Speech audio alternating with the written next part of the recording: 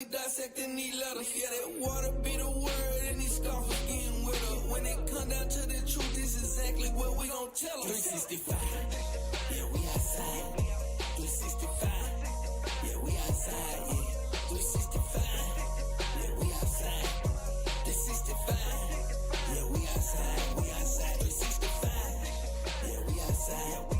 365, yeah, we outside, yeah. 365. Yeah, we outside.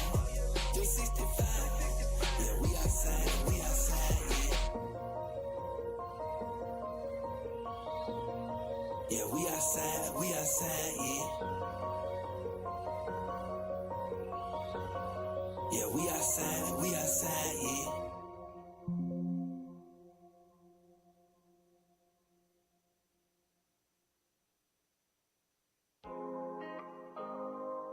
Hey, look. Ain't this crazy, like, how we go all these years without the truth?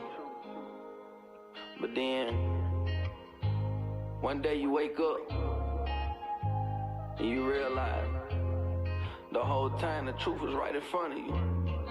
Hey, let go. I learned these laws in 9 verses. Been had to bow, but the whole time sitting on the dresser. Got used to living in my sin, never addressed them. I need to learn this all again, need a refresher. I thought I had it all together, but that wasn't the case. I looked the devil in his eyes, I seen him face to face. I was caught up in this world, but I had to escape. I had to sign these commandments, now I'm in better shape.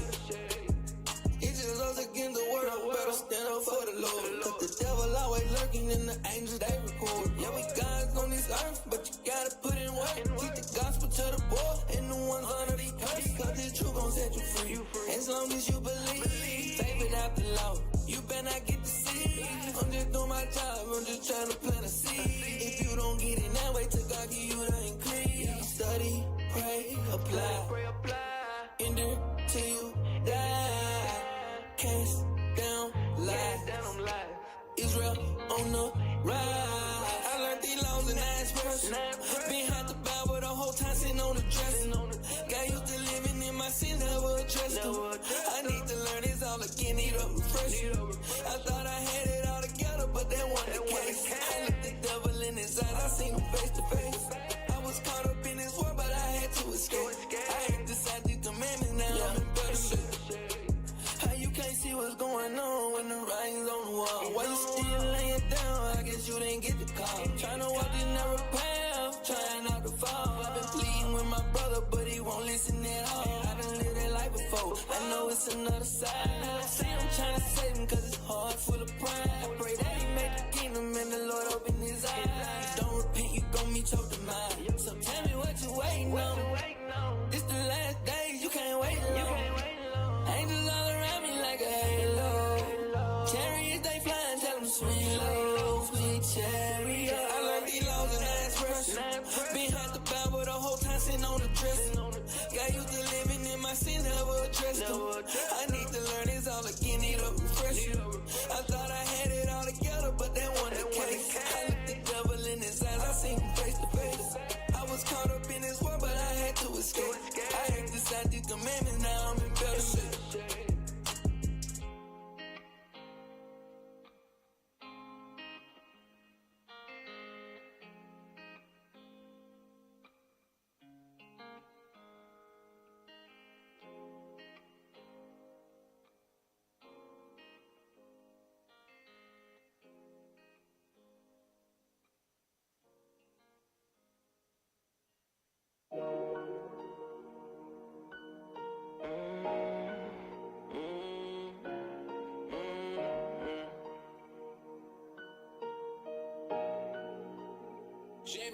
They can't take my soul away. I'm cold, I ain't cold today. Darkness was my path. I got light, I see, I know the way. I heard, I know the pain. Been through the storm, stood in the rain. The kingdom, that's the target, that's my aim. They can't take my soul away. I'm cold, I ain't cold today. Darkness was my path. I got light, I see, I know the way. I heard, I know the pain. Been through the storm, stood in the rain. The kingdom, that's the target, that's my aim. Look. I'm from the Lord, I know it, sometimes I show it, but I put my faith in the Lord. We in the trenches together, my life ain't no better. What's God's, but now we destroy it. I'm trying to climb out the hole that we in. When we get out, ain't no going back in. I'm tired of the kingdom of heaven, got power with God. It's royalty, all on my skin. I saw my life in the book, I can't lie, yeah, like I look. Trial and tribulation, they kept on coming. You know I won't run if I want it, yeah, this what it do. We put the truth in their face. If you real, then you gon' make haste. Gotta let go the past and drop all that baggage if you gon' stand in this race. I just play the hand that I would dealt, you know I'm all in. I can't tell you about that action, stop with all that talking. They don't never tell you that you wrong, watch who you call friend. They can lock me up and take my life, but they can't take my soul away. I'm cold, I ain't cold today. Darkness was my path, I got light, I see, I know the way. I heard, I know the pain. Been through the storm, stood in the rain. The kingdom, that's the target, that's my aim. They can't take my soul away. I'm cold, I ain't cold today. Darkness was my path, I got light, I see, I know the way. I heard, I know the pain. Been through the storm, stood in the rain. The kingdom, that's the target, that's my aim. Lord, protect me from my enemies. Much opposition in the field, I'm sowing plenty seeds. In my position, ground, I'm tilling, fertilizer dripping. But it's God's villains trying to steal them while I'm trying to heal them. Then my mind remember, God gon' kill them. Why would I feel them? Bring the torment, insurrection. Take my mortal imperfection. I want more from his possession. Over that portal, this direction. Now I'm soaring, this prophetic. I'm exploring this dynamic. They wanna shorten my conception, but too late, I'm over the planet. Why give up when I got rulership ahead of me? Kill his flesh, what they gon' do when sin is dead to me? Body me now, I'm rising first. Keep me alive and I'm crushing your kingdom. Pushing the truth as long as I'm breathing. They can't take my soul away. I'm cold, I ain't cold today. Darkness was my path, I got light, I see, I know the way. I heard, I know the pain. Been through the storm, stood in the rain. The kingdom, that's the target, that's my aim. They can't take my soul away. I'm cold, I ain't cold today. Darkness was my path, I got light, I see, I know the way. I heard, I know the pain. Been through the storm, stood in the rain. The kingdom, that's the target, that's my aim.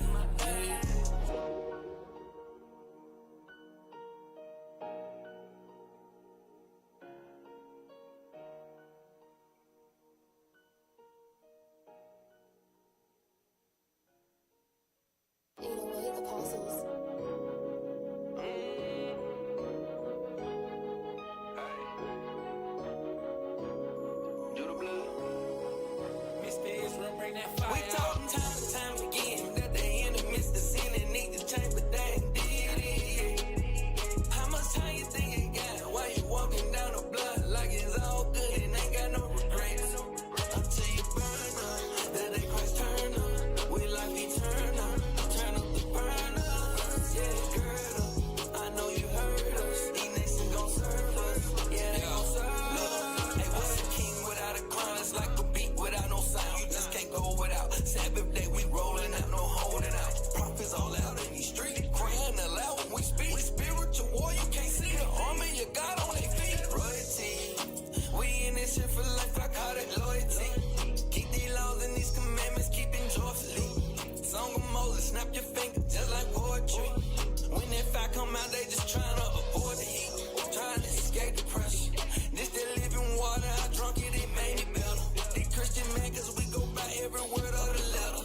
Am I your enemy? Cause I said get your shit together. We told them time and time again that they in the midst of sin and need to change, but they ain't did it. How much time you think you got? Why you walking down the block like it's all good and ain't got no regrets?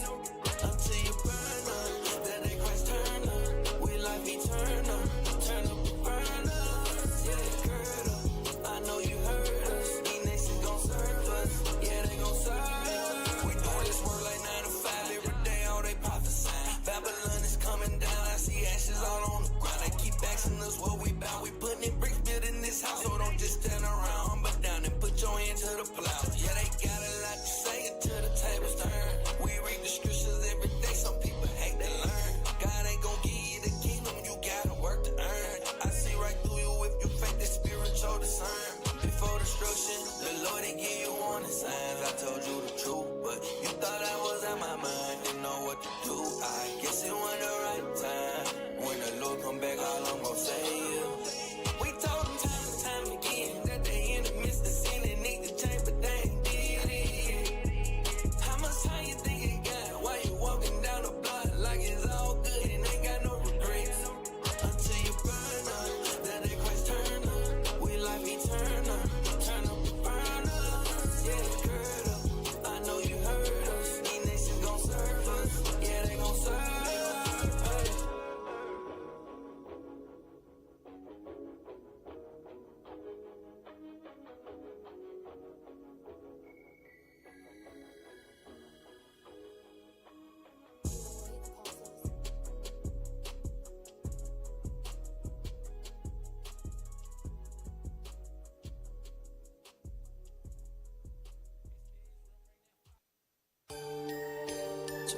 jamming.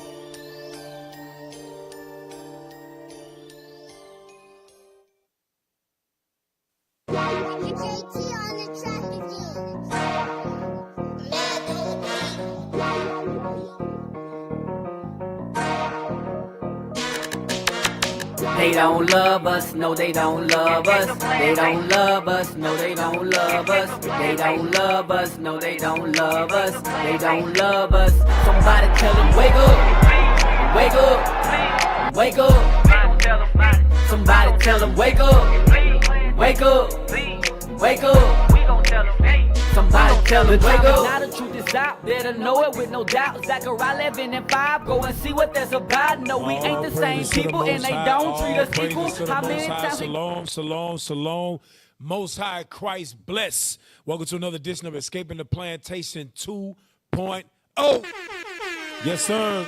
I'm your host, Captain Get a Light. To my left, Captain Josiah. to my right, Officer Rayuel. to my far right, Officer to Michelle. my far left. Officer John. All praise, and we are the Escaping the Plantation 2.0 crew. You know what I'm saying? We got a couple of Judites on the panel today, man. We got Captain Josiah back in the building, man. You know what I'm saying? What it do, Cap? Hey, all praise to the Lord. We back. Back. Yes, sir. You Judah? I'm Judah. Okay, I'll I don't know. I'm Judah. I don't know, Cap. I don't know. Confirmed, Judah. Well, we know we got Ruben down here. Roy. So I think they both Damn. Reubenites on that side. that's Ruben on No, that no. side. Yeah. I'm really Nah, not. Cap. I'm not. You know, I ain't going against it. You know, Hey, Cap, wait a minute now. You might be Ruben. Hell no. Captain Josiah Issachar. You Wow. heard that. Whoa. Now wait a minute. He done Wait went a off the deep minute. end. Oh my God. This I mean, brother we went off 12 the we deep 12 end. tribe, but damn. And then John Judah, bro. I'm tell you right now.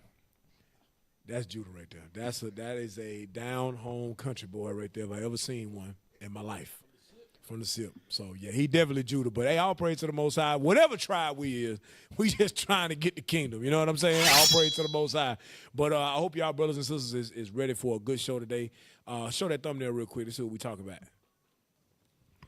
Defiled bread and the bloodthirsty. Now that's some fire right there.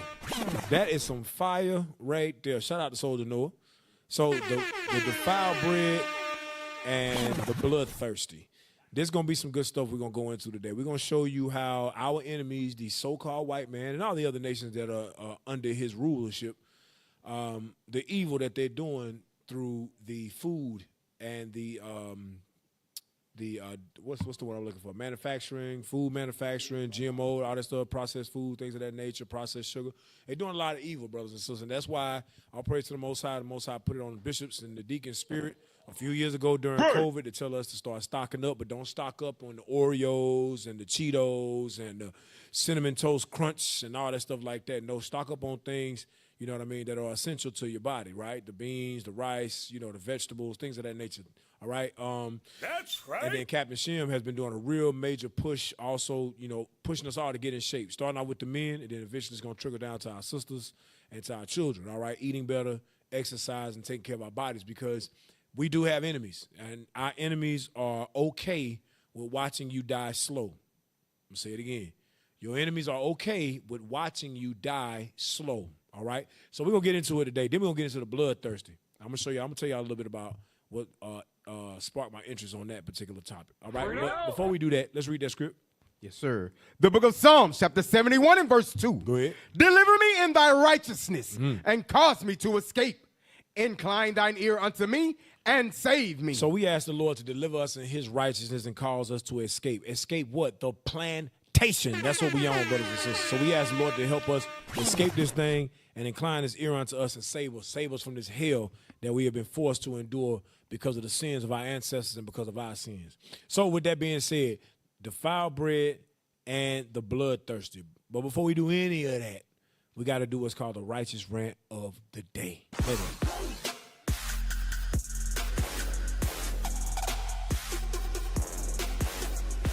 Every single show here on Escaping the Plantation 2.0, we always do what's called the righteous rant of the day, where we rant in righteousness. And today ain't no different. Today ain't no different. Now, we got fans. We got fans, you know, and when I say fans, I'm not saying that to be arrogant. I'm not saying that to toot our horn, because it's the spirit of Christ that's in us that calls people to watch the show. But I'm not talking about you lovely sisters and you mighty men that watch the show because you want to learn and you want to actually, you know, learn what to do to keep the commandments and get the kingdom of heaven. I'm talking about our enemies that watch Escaping the Plantation every single week and find a need to try to get our attention. Well, you're not going to get it. You know what's the most disrespectful thing, I think? When somebody leave you on red. You know what I'm talking about? If you got an iPhone, you know what I'm talking about. If you got an Android, I'm not quite sure if your technology is up to that level yet. But if you have an iPhone, you can turn on where, you know, somebody can see that you read their message. So we read messages and we leave it on red. We don't even respond to it. But I wanted to deal with something. And shout out to Bishop Nathaniel. Bishop got a sense of humor. And all praise to the Most High, because good leaders have to have a sense of humor. They got to be able to, you know, relate to the people. He sent me this video because somebody, you know, made a comment about a video that we did regarding melanin. They said we were wrong in what we did regarding melanin. And that's fine. That's your opinion. But let's show this video real quick. White skin contains precious little melanin, the body's natural protection against the sun. So whenever you're outside, you need to apply a sunscreen like UV to reflect away harmful rays. We got loads of melanin.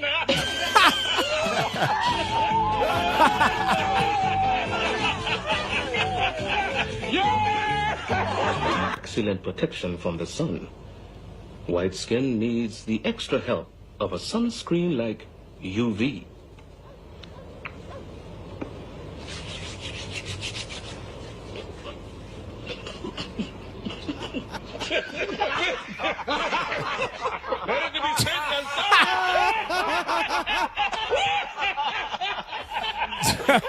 So to all our haters that's mad at us because we bring out the scriptures about how beautiful our melanin is, just know that the white man don't have it, okay? He has very little of it, and therefore he needs sunscreen. But thank God you don't need it. That's the beautiful thing about it. Thank God that you don't need it. Now, I want to read a scripture. Go to Songs of Solomon, chapter 1, verse 5, real quick. Because we read this last time when we were delving into melanin, and we kind of missed a few points. And, you know, shout out to Deacon Malachi, or Malafia. He called me and said, man, you should have kept reading, brethren. I said, all right, man, you're right. My bad. I take the correction. So we're going to read it all today. Read that for me. This is the Song of Solomon, chapter 1, verse 5. Go ahead. I am black, but comely. So that's literal. That's not an allegory. That's not a parable. That's literal. Solomon is saying he's a black man. And he's comely, meaning handsome, beautiful. That's where black and beautiful come from. It originated with the forefather King Solomon, the wisest king to walk this earth. So he said, I'm black and I'm comely. Go ahead. O ye daughters of Jerusalem. O ye daughters of Jerusalem. As the tents of Kedar. As the curtains of Solomon. Read. Look not upon me because I am black. Wait a minute. Now he keep on reading. So you know this ain't talking about no parable right here in that particular instance. Because he say, look not upon me because I am black. Why? Because the sun have looked upon me. Whoa. Say that again. Because the sun have looked upon me. No, I put UV lotion on me. Because the sun have looked upon me. So when the sun look upon black people, it gives us what? Vitamin D, you know, different type of nutrients for the body. You know, you may be feeling a little ill. You go out in the sun, you know what I mean? You recuperate, you feel me? The strength come back, you know what I'm saying? That's just something that we just have naturally, you know, because God loves us. And that's why he gave that to us and not to the oppressor. Now, what's interesting is we're going to continue to read, because as you continue to read the scripture, you're going to see something real quick. I want you to read that again for him. Look not upon me because I am black. So don't look at me because I'm black now. Go ahead. Because the sun have looked upon me. Because the sun have looked upon me. Because black people, from the sun, we receive our nutrients. We receive our power. Sir. Go to the book of Malachi, chapter 4, verse 2 real quick. I know they hurt. Oh, I know they hurt. Go to that for me real quick. Imagine being black and hating melanin. Nigga, you crazy. Read that for me. The book of Malachi. Something wrong with you. Go ahead. The book of Malachi 4 and verse 2. Yeah. But unto you that fear my name. So to you Israelites that fear my name, meaning keep the commandments. Go ahead. Shall the Son of righteousness arise with healing in his wings. So wait a minute. Whoa. The sun heals black people? Could you read that again? Because I know they're going to say, they're going to go to a commentary on Google. They're going to run to their master who has no melanin to tell you that they ain't talking about melanin. This is how they do. And the reason they do that is because they love their master. Bruh. Remember Malcolm X said, the house Negro, he love his master than the master love himself.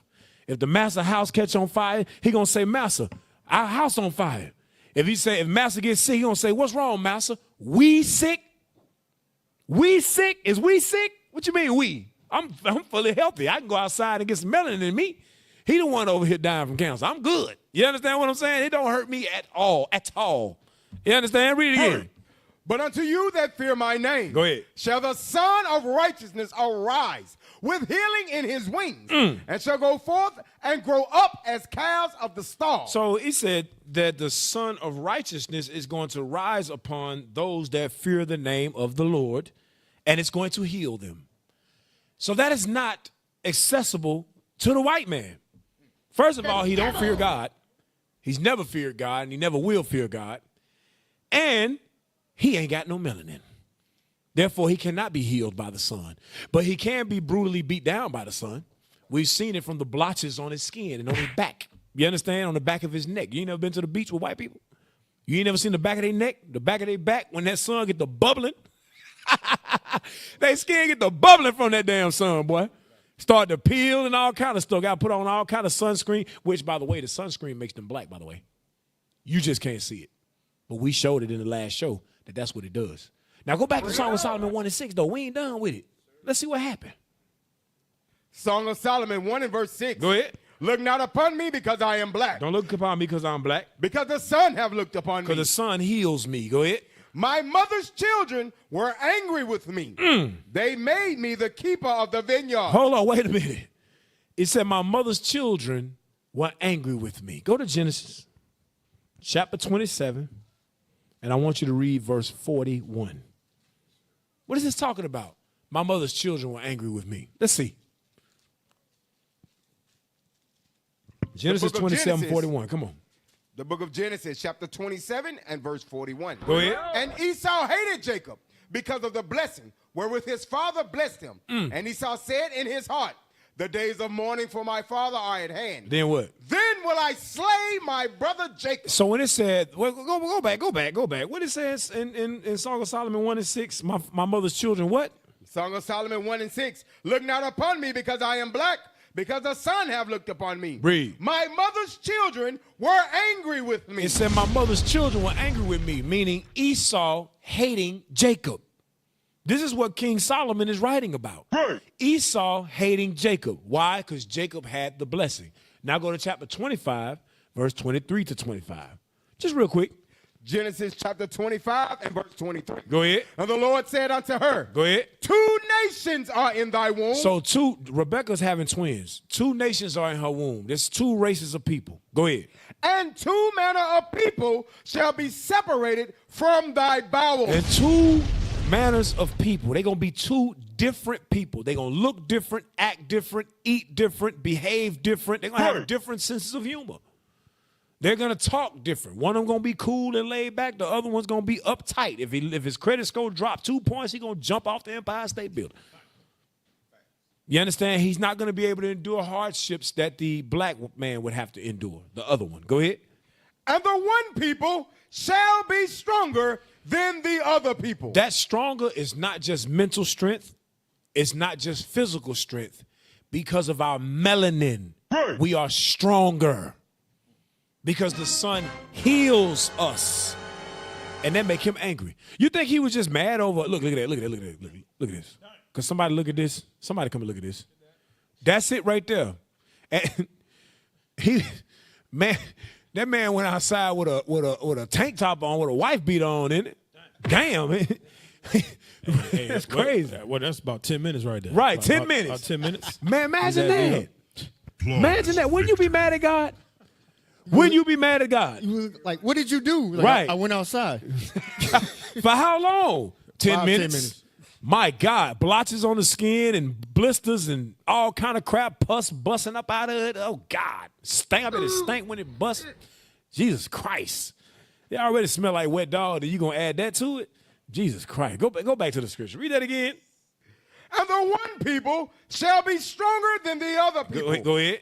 And the elder shall serve the younger. Keep reading. And when her days to deliver were fulfilled, behold, there were twins in her womb. There were twins in her womb. Go ahead. And the first came out red all over like an hairy garment. Go back to that picture. The first came out red all over like a what? Like an hairy garment. Uh-huh. And they called his name Esau. So, brothers and sisters, what you're looking at on the screen is Esau. The devil. Esau Edom. That's him on the screen right there. It's the so-called white man. And this particular man, I can't see his face, but I see that red beard poking out the side of the head right there. That's exactly how Esau looked. A red man with a red beard. And he ate red pottage. He just red. Everything red. You understand? Everything red with him. And the Bible says that he was going to have hatred for Jacob because of Jacob's melanin. Right. That's why he got hatred for Jacob. Because he was rich during this time. During the time we read in Genesis 27, Esau was rich too. There was no need for him to hate us because we had more money than him. He hated us because we had melanin. He hated us because we had the blessing. And therefore, since we had those things, and he was left out like Cain was left out, leprosy basically, he had a problem with us because of that. And that's why now they want you to bleach your skin. They show you themselves as the epitome of beauty. Till this day, you do the dog test with little kids. Little kids, 3, 4, 5 years old, already know, well, the white dog look better because they subconsciously planted that in those children's mind. Why did they do that? Because they hate your melanin. Right. But then go to the tanning bed to try to replicate your melanin, but end up catching cancer doing it. The hell is this? This is the very sight of you, brothers and sisters, makes them envy and make them hate you. The very sight. Hey, Go ahead. The Bible is a beautiful book. You know what I mean? It shows you the characteristics of all the nations, and especially Esau. Mm-hmm. When you read Genesis 25 and 27, the Lord is showing us who the so-called white man is. He's showing you that he's red, according to the Bible, that he lost his melanin. Right. That's what the Bible says. We can't help that we black and beautiful. Right. Don't get mad at us. Then, you know what even make them even madder? We mess around and have one baby dark. I'm talking about black as my shirt. Then the next baby be a beautiful brown caramel. Then the next baby be light skinned. Then the next two baby be dark again. They be like, man, how the hell they doing that? Huh?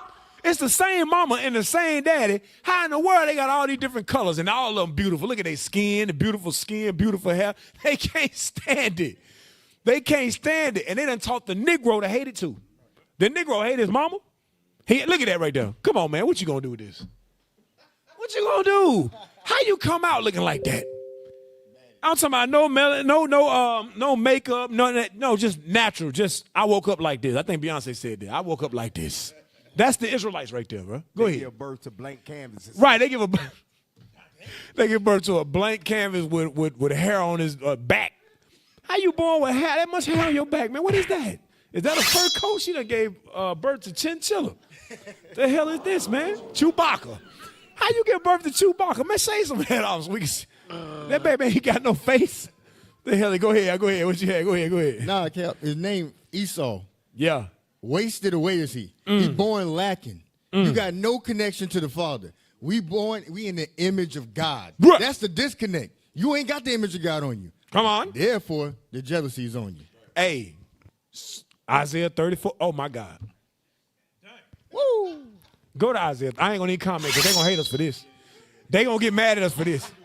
I ain't going to say nothing. Isaiah 34, verse 5, because somebody going to say that ain't right because the baby born with it. Well, the Bible does talk about regeneration. And the evil that we did in our past lives, a lot of children are born with deformities and things of that nature for the evil they did in their last life. That's all I'm going to say. So, y'all can get mad all you want, but the Bible does talk about regeneration. And if you was wicked in your last life, God can judge you and make you born in this life evil. I'm just saying, or look that way. I'm just saying. Read that for me. I'm trying to sugarcoat it. Go ahead. The book of Isaiah, chapter 34, verse 5. Go ahead. For my sword shall be bathed in heaven. Read. Behold, it shall come down upon Idumea. Idumea is the so-called white man. But watch this. And upon the people of my curse to judgment. The people of my curse to judgment. The Lord said This people is a curse. I made them a curse. When you read Malachi, just get Malachi 1 and 4. No, get Romans 9. Let's go to the New Testament. So I know they're mad. No, go to Malachi 1. Just go there. That's historically accurate.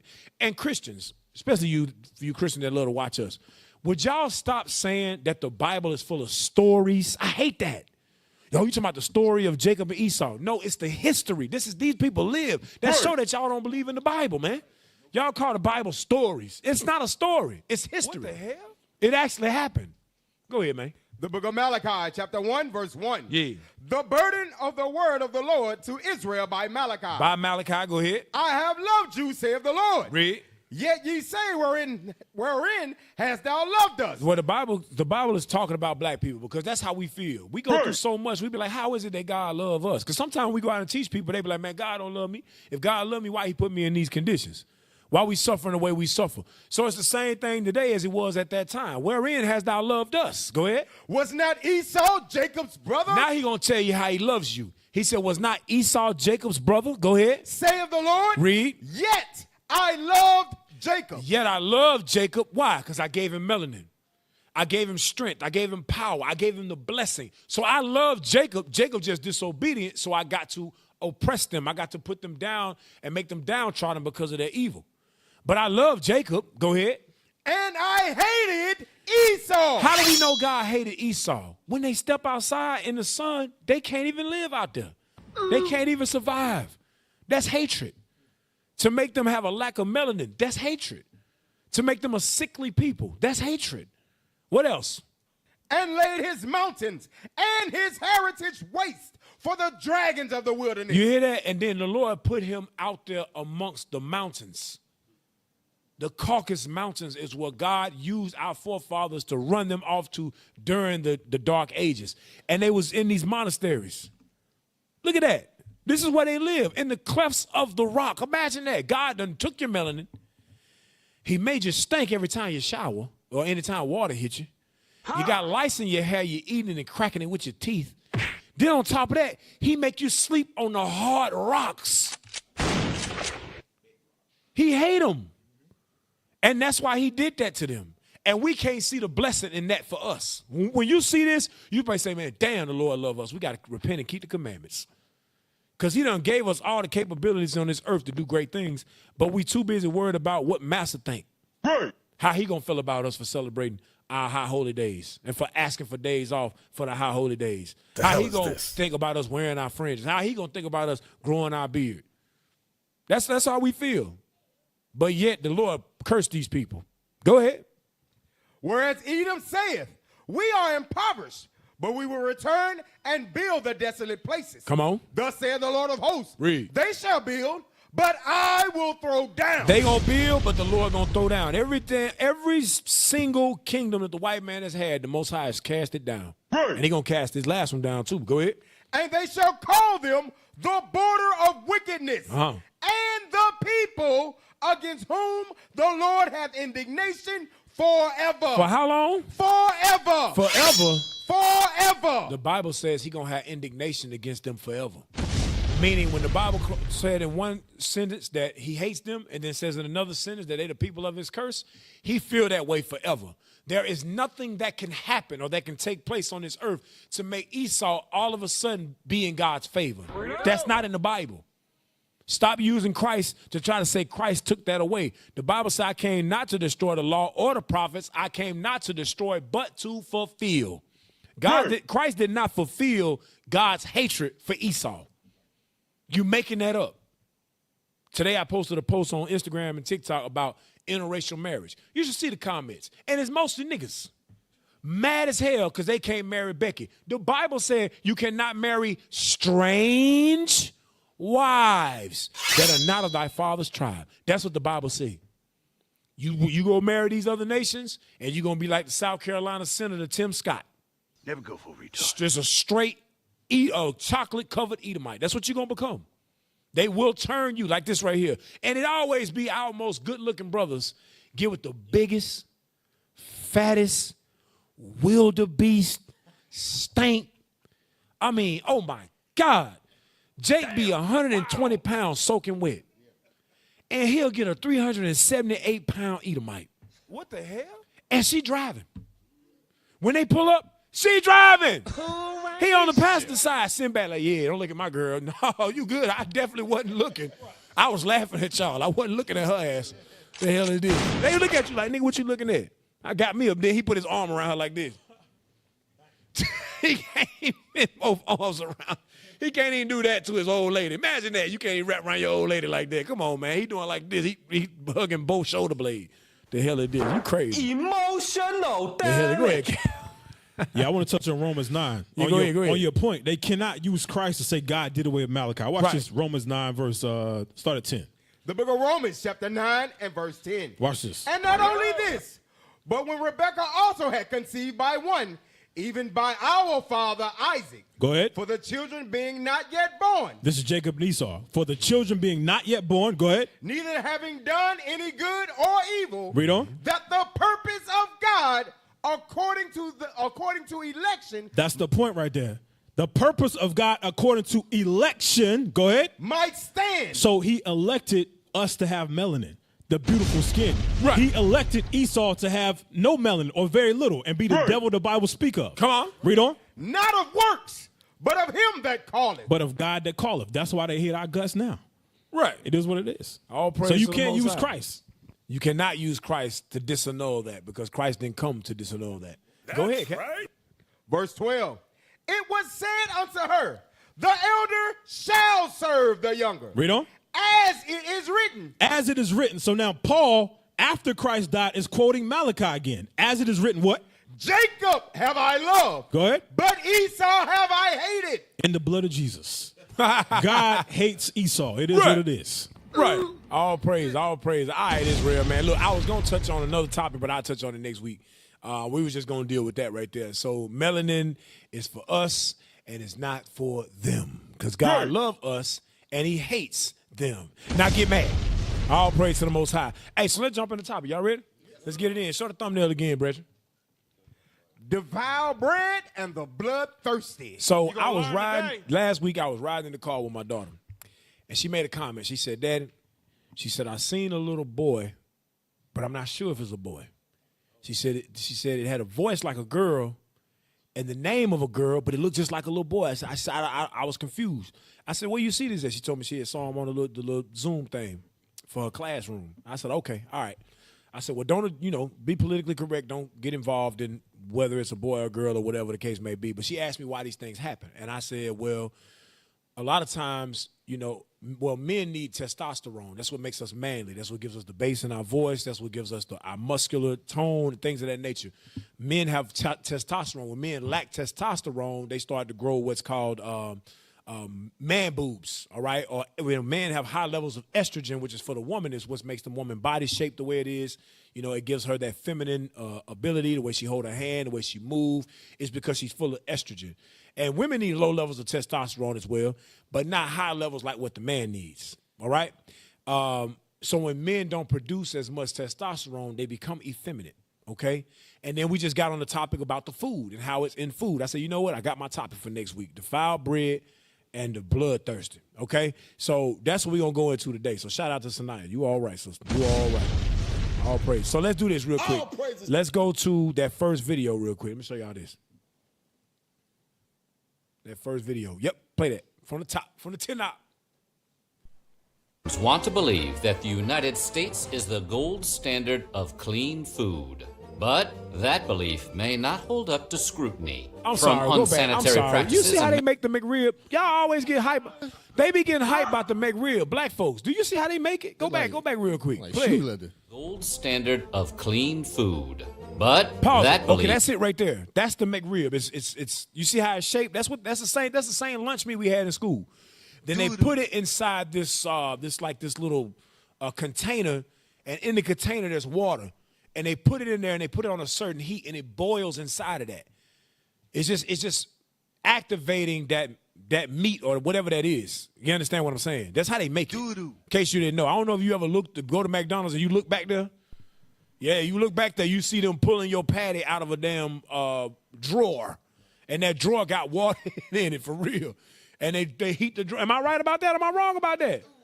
Your meat come out of a damn, you said a toolbox. You got the red, pass me that Allen wrench and that meat patty right there. You got somebody out there.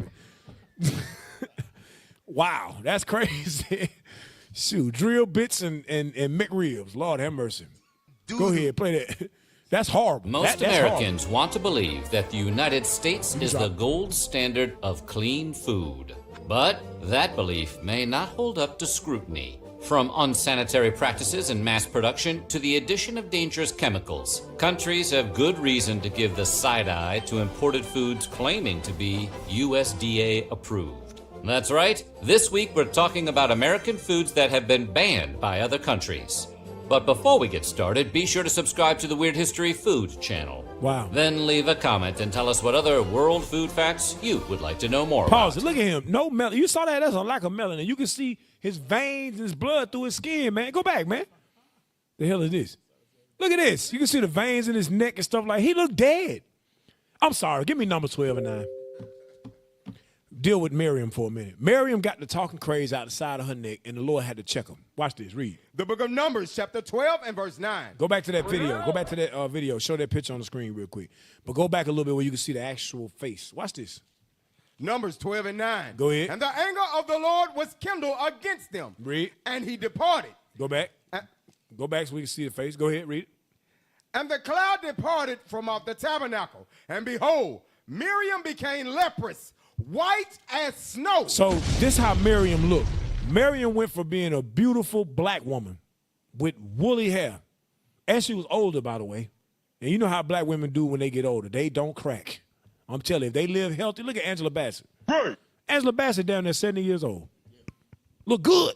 You understand? Who else? It's a whole bunch of Cicely Tyson. Beautiful black sister. You understand? In her 80s, 90s. What you say? Felicia Rashad. Who that is with? That man, I know who it is. I'm talking about the brother came. Hey, Felicia Rashad, don't forget now. That she still. Felicia Rashad. Yeah. Felicia Rashad still look good. You know, all of them look, they beautiful sisters, you know what I mean? And they don't crack, you know what I mean? They take care of their body, they take care of their health, and so on and so forth. And that's what happens when black women take care of themselves, right? And they eat right, and they exercise, and so on and so forth. And when they got a husband. When a woman got a husband, she live longer. You understand why? Because that man pour his spirit into her, literally and spiritually. Right. Go ahead. And the cloud departed from off the tabernacle. And behold, Miriam became leprous, white as snow. Go ahead. And Aaron looked upon Miriam, and behold, she was leprous. Watch what he said about her. Go ahead. And Aaron said unto Moses, Alas, my Lord, I beseech thee, lay not the sin upon us, wherein we have done foolishly. Go ahead. And wherein we have sinned. Verse 12, watch this. Let her not be as one dead. Read that again. Let her not be as one dead. Let her not be as one dead. They look dead even when they're alive. He said, let us not be as one dead. Go ahead. Of whom the flesh is half consumed. See that? That's no melanin. The flesh is half consumed. No, God, please, no. Go ahead. When he cometh out of his mother's womb. That's Esau. That's Esau right there. Came out his mother's womb with no melanin, rosy cheeks and all that. I'm talking about the cheeks on his face too, by the way. Damn. Rosy cheeks, just like that Edomite right there. You understand? Look dead even when they're alive. So I just had to touch on that. What you got? Yeah, read it. Verse 13. And Moses cried unto the Lord, saying, Heal her now, O God, I beseech thee. So it was like a disease, a sickness. Say, heal her of what? The leprosy that has come upon her. Right. Because he know this is his sister. He known her his whole life. Now he look at her and she look like that. You know, shout out to the curse of Miriam. All praise to the Most High. You know what I'm saying? Make sure y'all go check it out. All right, please. Right. That's right. So we were talking about food and somehow we got on their skin. Food. And tell us what other world food facts you would like to know more about. Damn. Now let's see how wrong the rest of the world really is. Oh, yeah. Here we go. Since the dawn of Skittles, there have been rumors about the dangers of eating them. Every one of us heard at least one classmate claim that the red ones make you sterile, and the yellow ones, they give you cancer. Huh? Turns out, it might be worse than that. First of all, your classmate wasn't wrong. The dyes known as Yellow 5 and Yellow 6 have been linked to hives and hyperactivity in children. Sweden and Norway have banned the candies out of concern. The European Union will most likely be banning Skittles at the end of the year, Damn. having already swapped out some of the dye for more natural flavors. This is because of something called titanium dioxide, which can be found making the colors pop across the rainbow. Research linked titanium dioxide to damaged DNA, which can lead to cancer. While Europe may be ahead of the Skittles awareness curve, America is quickly catching up. In May of 2021, the Environmental Working Group asked the FDA to categorize titanium dioxide as toxic. And yes, before you ask, right now the FDA says it's okay to consume some of that chemical Pause. You just compound. did it. Hold on, stop. You see this? This is what I'm talking about, man. How you gonna say that it's been deemed toxic, but it's okay to get just a little bit of it? When is a little bit of toxicity? When has a little bit of toxicity been okay ever? Do you get a little bit of dirt in your water? You say, I ain't drinking that. Pour that out and rinse that cup out. I'm not drinking that dirt. A little bit of dirt get in your water. It contaminate everything. But they telling you that it's okay to digest a little bit of this. What you about to say? Go ahead, Al. I'm mad they just casually went by the part where it destroys your DNA. It could cause cancer. Right, And right. then he just keeps talking after that. But the question is always posed, what causes cancer? White people. Right. White people cause most cancers. Yes. The conditions we live in, the food we eat, y'all done poisoned it the way it causes cancer. It disrupts our DNA. Who diabolical enough to think of that? Only him. Only the devil. Play it. Let's see what else we got. You can taste the rainbow, but just in moderation. California is home to an ongoing lawsuit against Mars Inc., the parent company of Skittles. The lawsuit claims Skittles are not only toxic, but are unfit for human consumption. Pause it. It's unfit for human consumption, but yeah, you can go in the store right now and it's all on the shelves. They got it on the commercial. They got it on social media. Your kids see it and say, oh, can I get some Skittles? Meanwhile, they know that you ain't supposed to be eating that. That's the devil. That's the foul bread amongst the Gentiles, man. Right. Now, real quick, Mars Inc. Give me that. It was an article or Wikipedia I had on Mars Inc. Just real quick. Mars Inc. Because Mars Inc. don't just produce Skittles. Let's go to that real quick. Mars Inc. Mars Candy. Scroll on down. Zoom out. Mars Inc. There we go. Here we go. History. Mars is a company known for confectionery items that it manufactures. Like what? Such as Mars bars, Three Musketeers. So here we go now. I don't know who like Three Musketeers, but if you like Three Musketeers, we're taking your Judah card. You're definitely no longer Judah. Reuben over there? Yeah, Reuben. I told you, Reuben, you like the Three Musketeers. If you like Three Musketeers, we're taking your Judah card tonight. The hell is this? Okay, Mars bars. Three Musketeer, go ahead. Milky Way If you like bars. Milky Way, your Judah card might have to be revoked for 30 days. Go ahead. M&M's. So M&M's also is by Mars. Go ahead. Skittles. So Skittles. Snickers. Twix. Oh, no, not the Twix, dog. Come on, man. Twix, all right now. Come on. You Not seen Twix? Twix. I ain't see this when I was doing my research. Come on, man. Damn. And Bounty Chocolate Bar. What you gonna do? What you gonna do? I ain't gonna lie, I indulge in the Twix every now and then. Damn, they took $100,000 ain't on there, is it? Please tell me $100,000 ain't on there. That's the most underrated candy bar on earth. The $100,000. Okay, it ain't on there. I'll pray. We all right. Don't worry, Cap. It's just disrupting your DNA a little bit. Right. Don't worry, it's just killing you, Cap. What the hell is this?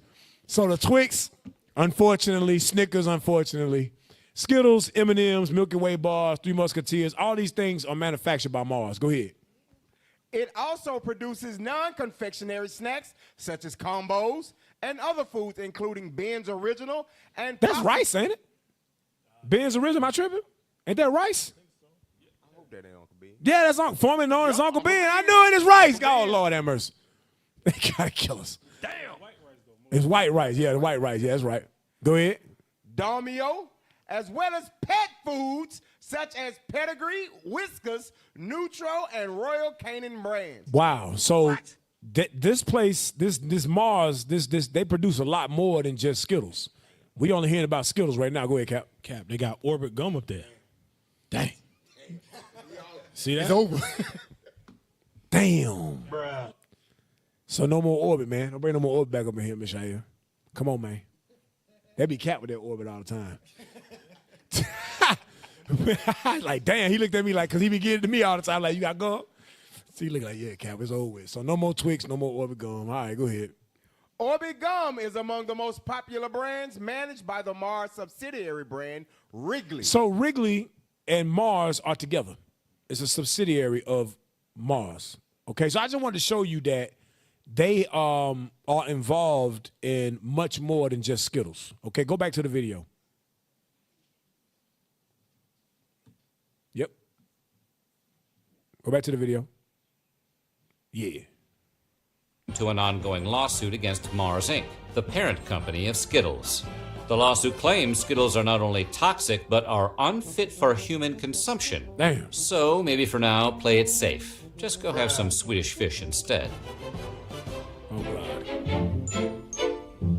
Bread.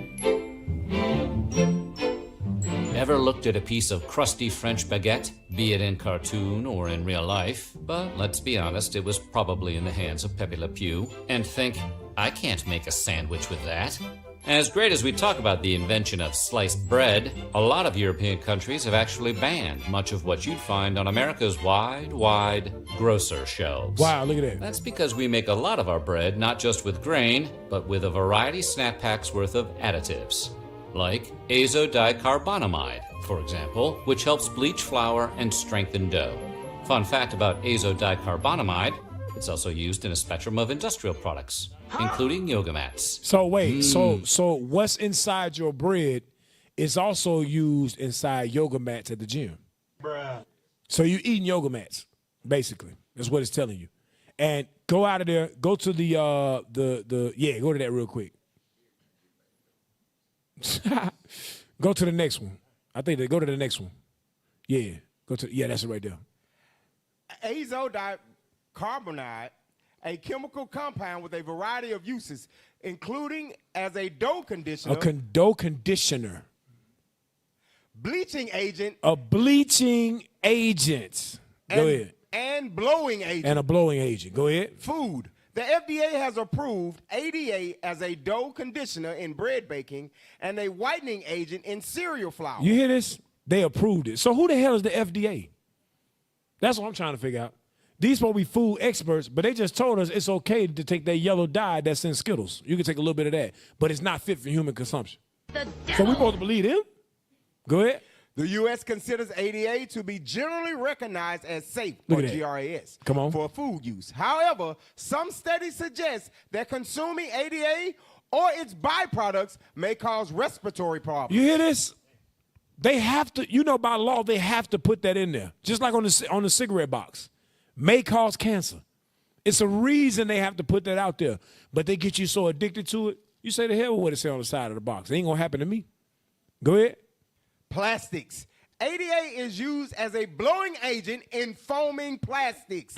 It is sometimes called a yoga mat chemical because of its widespread use in this application. So they use that, like we mentioned earlier, they use that to make yoga mats. That's also what you're eating and digesting in your bread, which can also cause respiratory problems. So all that bread you eating, and you be like, oh, I got the wheat bread. I ain't got white bread, so the wheat bread good. No, it's got the same thing in it. It still got the ADA in it. What you about to say? Go ahead. I don't know if you remember a couple of years ago, about 10 so years ago, Subway was outed having that chemical in their bread. Right. And they said it's yoga mats. But it was in more bread than just Subway. That's the only ones that got caught. That exposed all the bread got that stuff in it. Right. And they still selling it. Right. And to touch on Skittles, they feed Skittles to cattle. The cows eat the Skittles. I'm looking at an article on Newsweek right now. Wow. As a different energy source, they give cattle Skittles. So the meat that you're digesting is digesting the chemical that you shouldn't digest. What the hell you gonna do? For real though, give me Ezekiel 4:13 real quick. They got some new sound bites in their repertoire, huh? The book of Ezekiel, chapter 4 and verse 13. Go ahead. And the Lord said, even thus shall the children of Israel eat their defiled bread among the Gentiles. Read. Whither I will drive them. So we are eating defiled bread amongst the Gentiles, where the Lord has driven us. We do not manufacture our own food. They make it very, very hard for a black man or a Hispanic man or woman to be able to get a farm, get land, and then produce your own food, there's a very low likelihood that you will not be able to produce it on a mass scale, even when you own thousands of acres of land.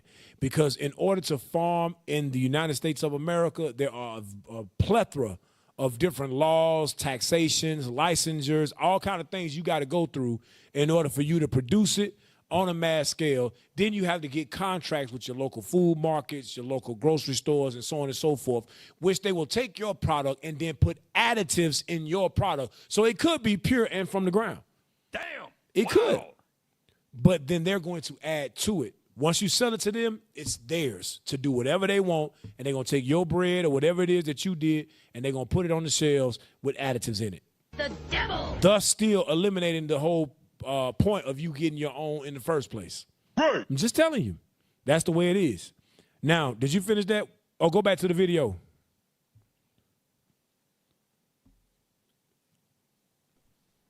Downward dogs. The European Union is really against the idea of its citizens eating yoga mat material and has banned their use in food products. So, Paul, before you go to pork, go to that Wikipedia I had on that azotic, what is it, azotic carbonamide, something like that. 88, there you go, 88. You all right. Make it short for it, brother. All right, go down to, you can read that part real quick. Azodicarbonide is a chemical compound with the molecular formula C2H4O2N4. It is a yellow to orange-red, odorless crystalline powder. Crystalline powder.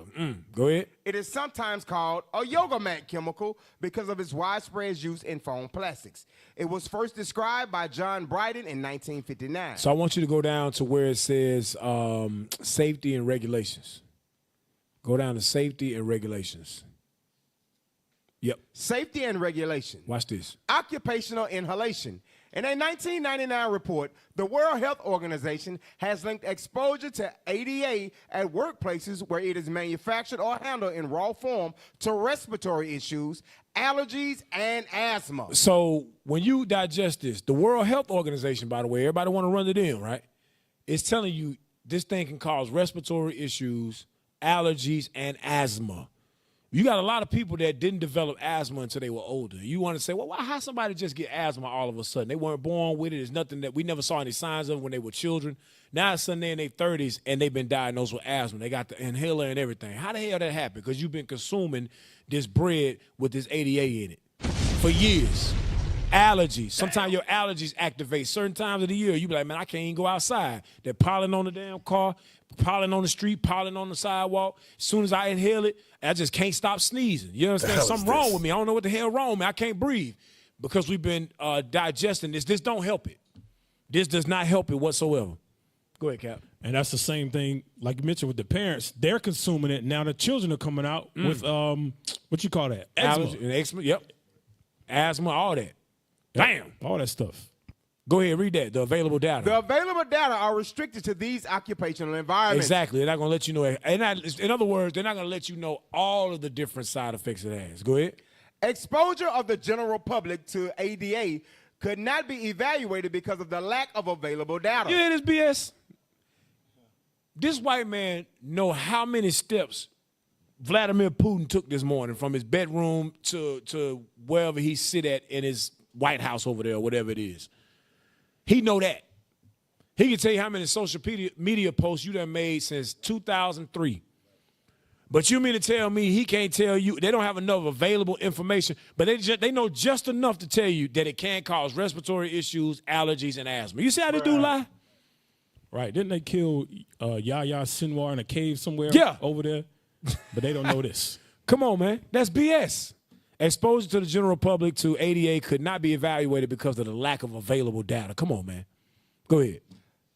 The World Health Organization concluded that you know something too? They'll do that too. Anytime you look up herbal remedies and stuff like that, they'll always say herbal remedies, oh, it's not enough research on that type of stuff. Exactly. They always do that. And then they put Dr. Sebi to death because their brother was saying, hey, look, you can cure cancer, you can cure AIDS, you can cure this. All you got to do is change your diet, start eating this. They say, oh, yo, get him out of here. Go ahead. The World Health Organization concluded the level of risk is uncertain. Hence, exposure levels should be reduced as much as possible. So since we don't know a lot about it, since we don't have enough information, just try not to expose yourself to it too much. Ain't that telling us you know enough about it that it can kill us? Folks, the damn devil, man. Go down to food ingestion real quick. Right. Food ingestion. In some jurisdictions, the use of ADA as a flour bleaching agent has been phased out. For example, it is no longer authorized for use in Australia and the European Union as a food additive. So the European Union and Australia said, look, that's killing our people. Let's get that up out of here. So I thought there wasn't enough information about it, but obviously they got enough information to say we need to stop using it. That's BS. I'm telling you, this dude, he's a liar. He is the father of lies. You understand? That's right. Drop that real quick. Go back to the video.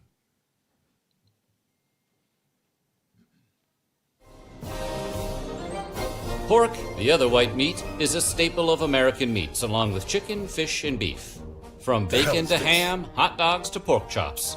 American meat eaters consume about 67 pounds of pig per person every year. Damn! Soo-ee, my heart is stopping. Don't get us wrong, other nations indulge in swine just as much, if not more, than Americans. So why doesn't the U.S. export scores of succulent bacon-bearing boars? Well, it turns out America adds a lot of chemicals during processing.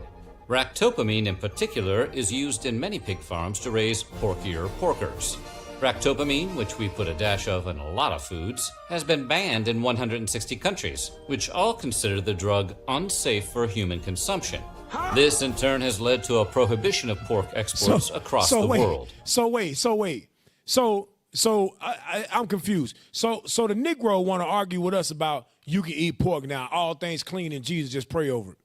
But the white man who you love so much sitting here telling you that it's not good for human consumption. What was the name of that chemical? What was it called? Go back. Ractopamine. Yeah, ractopamine. Yep. It's not good for human consumption. Right. And they putting it in the pig to make the pigs fatter so they'll have more meat to sell you.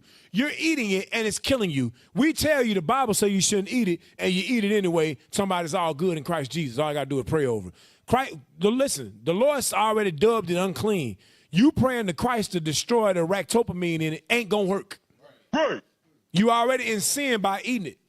Could you get Leviticus 11, please? For the Negro. The book of Leviticus, chapter 11 and verse 7. The swine, though he divide the hoof, go ahead, and be cloven-footed, read. Yet he cheweth not the cud. Read. He is unclean to you. So the animal already unclean, and then they add chemicals to it. Now, this was taken by a brother who worked at a pork plant. Look at this right here. They gonna feed that to you. You know that, don't you? They gonna feed that to you. Whoa. Yes, and it's just laying out there like that, and them things gonna pick his eyes out, pick at his nose, his heart, his chest, all that, his udders, whatever, and then they gonna take that inside, chop it up, and feed it to you. Cap, you got the unclean birds about to eat the unclean pig, man. You know what I'm saying? So that's why we telling y'all need to leave that pig alone, man. Leave that swine alone. Read that scripture. Go ahead. What you about to say? No part of, like you were just bringing out, no part of it goes unused. Right. So sisters that go and get all this makeup and lipstick, they use those bones and stuff like that, the skin, and put it in their makeup. They put it in the lipstick, and then you slap it on your face. Oh, my God. We just showed you earlier, you don't need all that makeup all the time, sis. If you want to wear makeup, that's yours. That's just whatever. That's you. We just telling you, you don't need it. You're already naturally beautiful, and embrace your beauty. That's because they putting pork in there. Now, you would not take pork blood and just put it on your face. You would not take grind. Somebody say, pat me that bowl. What's in it? Oh, that's grinded up pork. You wouldn't say, oh, let me get a little bit of that. You would not do that. But since they dress it up, put a little powder in it, do all kind of stuff, you throw it on your face and not even knowing. Then you wonder why some people get all kind of different sicknesses and diseases and skin irritations and stuff from certain makeup because of what they putting in the family. We're trying to show you. Right. They'll just call it collagen, but won't tell you what type it is, where it come from, and all that. Right. Wicked as hell. Read it again. Leviticus 11 and verse 7. Come on. And the swine, though he divide the hoof and be cloven-footed, yet he cheweth not the cud. Read. He is unclean to you. He's unclean to you. Go ahead. Of their flesh shall ye not eat. The Bible said do not eat their flesh. And their carcass shall ye not touch. And their carcass shall you not touch, meaning with intent to eat it. Because some people work at those places like that, and they got to touch them for their job. Okay, go ahead. They are unclean to you. So we're not condemning you if you work at a grocery store and you got to pick up pork and package it and things of that nature. But we are telling you you're not supposed to pick it up with the intent to eat it. That's what the Bible's talking about. It is unclean unto you. The Bible says it is a filthy beast. And it is not to be consumed by black folks or any Israelite. Go ahead. So that ractopamine is a deadly disease, a deadly chemical that can cause diseases and sicknesses. And you eating that, and it's not even made for human consumption. Go back to the video, please. Topamine in particular is used in many pig farms to raise porkier porkers. Ractopamine, which we put a dash of in a lot of foods, has been banned in 160 countries, which all consider the drug unsafe for human consumption. This in turn has led to a prohibition of pork exports across the world. The EU hasn't touched the stuff since outlawing ractopamine in 2009. China and Russia have been ractopamine-less since 2013. Maybe that's because ractopamine has the same effects as an intoxicant on humans and can cause tachycardia, headaches, and muscle spasms. Pause. So you wonder why your grandma was getting that damn headache when she eat that pork? I never understood it. My grandmama and them would eat pork and then take mustard and lick it.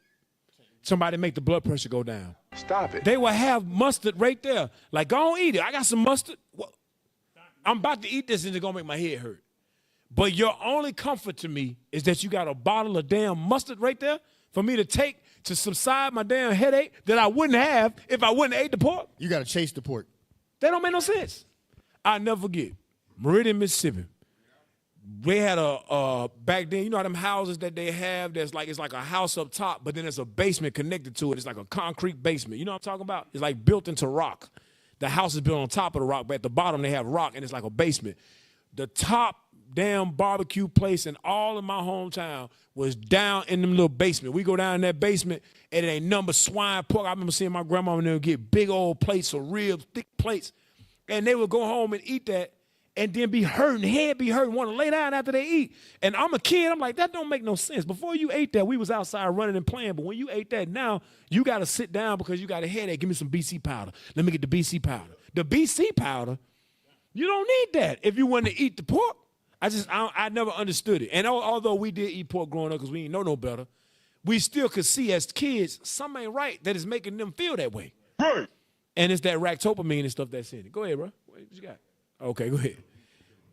Kill what?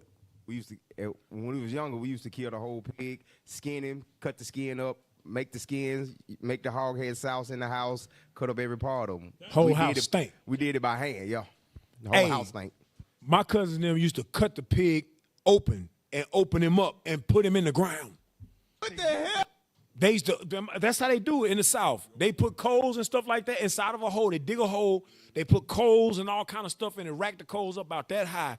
Get them things going. Cut the pig open. It'd be flat like that. And they put the pig on top of the coals. And then they put dirt on top of the damn coals. Damn. On top of, and it'd be baking the damn, barbecuing the damn pig underground.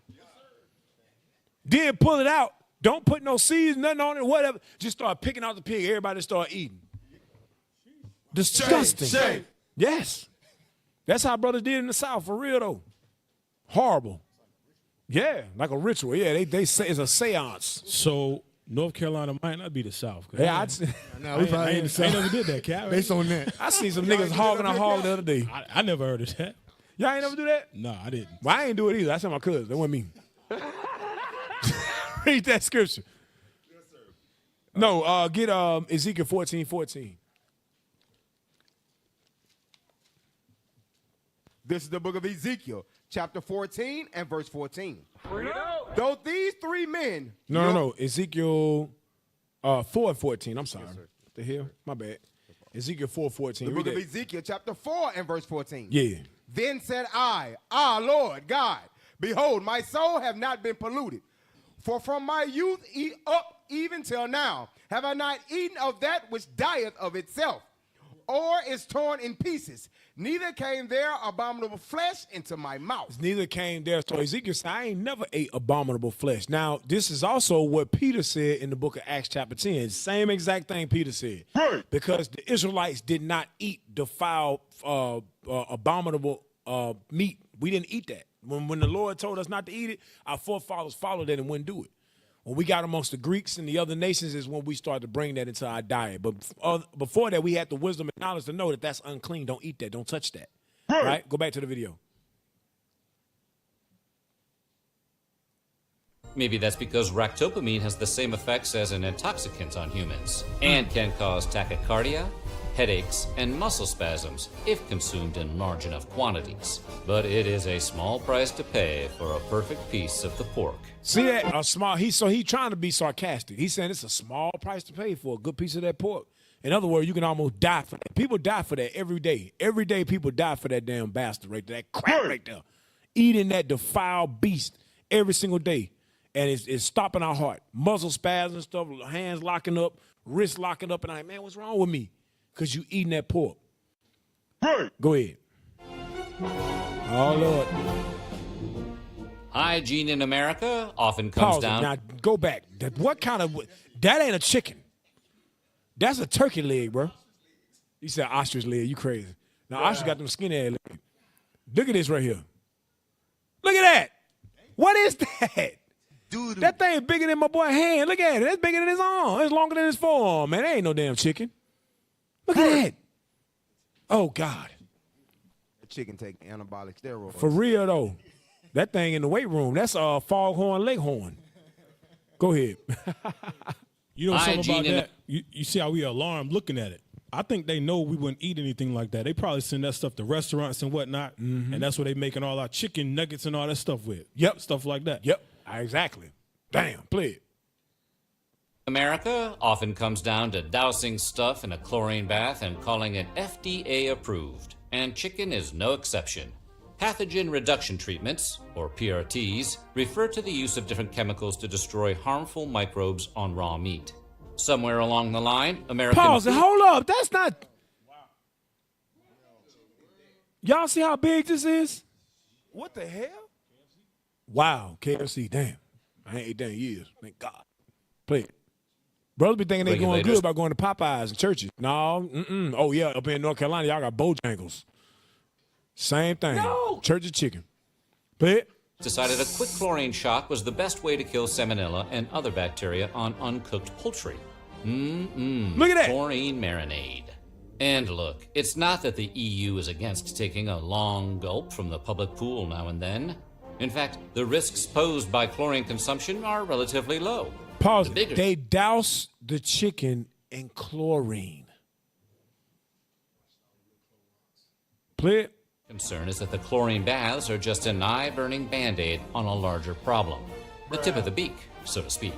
They're worried that the PRTs are insufficient to deal with more than just the normal bacteria and don't get at a potential contamination from things like low-quality feed to unsanitary coops on farms. The EU called the chlorine rinse an easy fix, arguing no chemical rinse will ever remove all bacteria from meat heavily contaminated as a result of poor hygiene. That hurts extra to hear it from the French. Damn. Pause it. Go to that picture I had. The image I had about the chicken. So I know we all love our chicken, especially Judah. But you better do it in moderation, man. You're going to learn today. Play it. I mean, show that real quick. No chemicals are used. What's the next one I had? Come on, man. Stay with me, y'all. Don't let me down. Oh, God. It's next. Hey, Cap. Yeah. You know, growing up in Mississippi, my grandmama raised chickens. They ain't look like that. Cap, it took a whole year for us to kill one chicken. Didn't look like that. Don't taste like what we get out the grocery store. Exactly. It don't. Now, my wife reminded me of something. When I lived in France for a while, and France, they got small chicken wings, very, very small, and they still had the feathers on them, right? They weren't processed like the one we eat in America. All right? Play it or show that. No chemicals are used to make chickens grow faster because the FDA banned the use of hormones and steroids in poultry in the 1950s. Yeah, right. Chickens naturally produce growth hormones like estrogen, testosterone, and progesterone. Go ahead. Instead, poultry producers rely on genetic selection and nutrition to maximize growth. What is genetic selection? Can somebody look that up for me? Look that up real quick, Auntie. What is genetic selection? Because the white man, he used certain words and things like that. He said, oh, yeah, we're not putting no growth hormones or nothing in it. We're just using genetic selection. Shut up. You don't know what you're talking about. They try to hide behind words, man. Never trust your enemy. Give me that real quick. Sirach 12 and 10 real quick. Never trust this man and his words. Trying to be all deep and stuff like that. Right. The book of Sirach, chapter 12 and verse 10. Never trust thine enemy. The Bible said, don't ever trust your enemy. For like as iron rusteth. For just like as iron rusteth. So is his wickedness. Go ahead. Though he humble himself. He humble himself and say, look, this is FDA approved. We've done all the proper tests. The World Health Organization is with us about it. And so on and so forth. Go ahead. And go crouching. Read. Yet take good heed and beware of him. Go ahead. And thou shalt be unto him as if thou hast wiped a looking glass. And thou shalt know that his wrath have not been altogether wiped away. When you get sick and die, and then you start looking at everything that you've been eating in your life, and you say, you know what, they fooled me. I thought that my country had my back. I thought they was really trying to make sure that we produce the proper things for us to eat. Go back to it. What is genetic selection? Pull it up.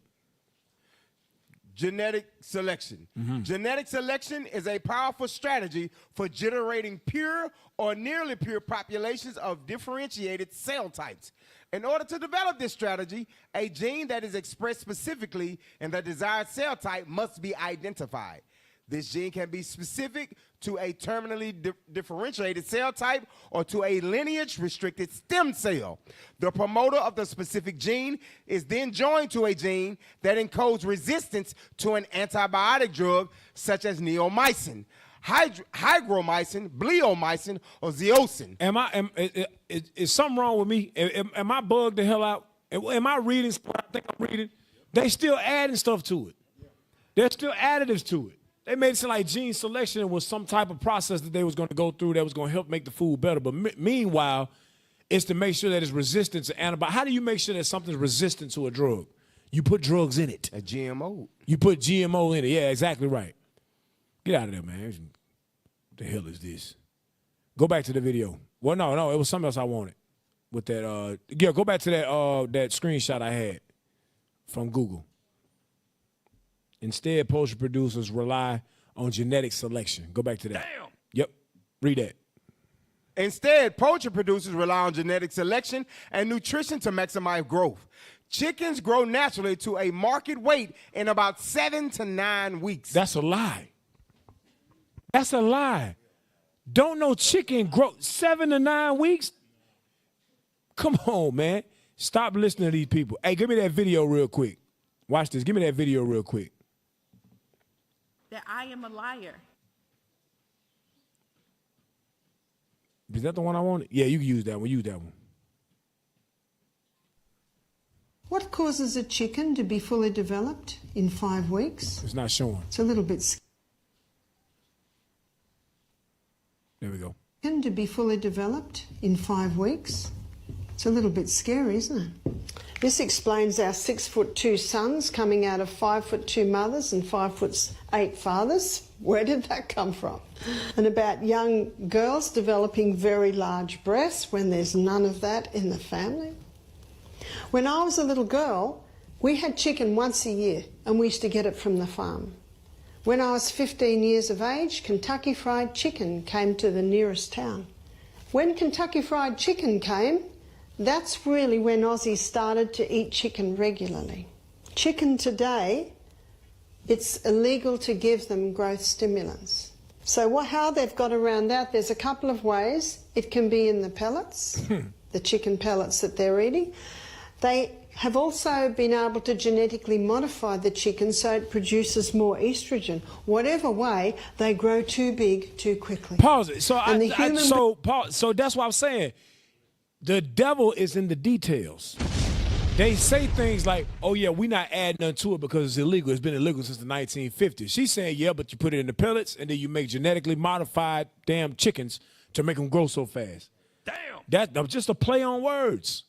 Go ahead, play it. Big too quickly.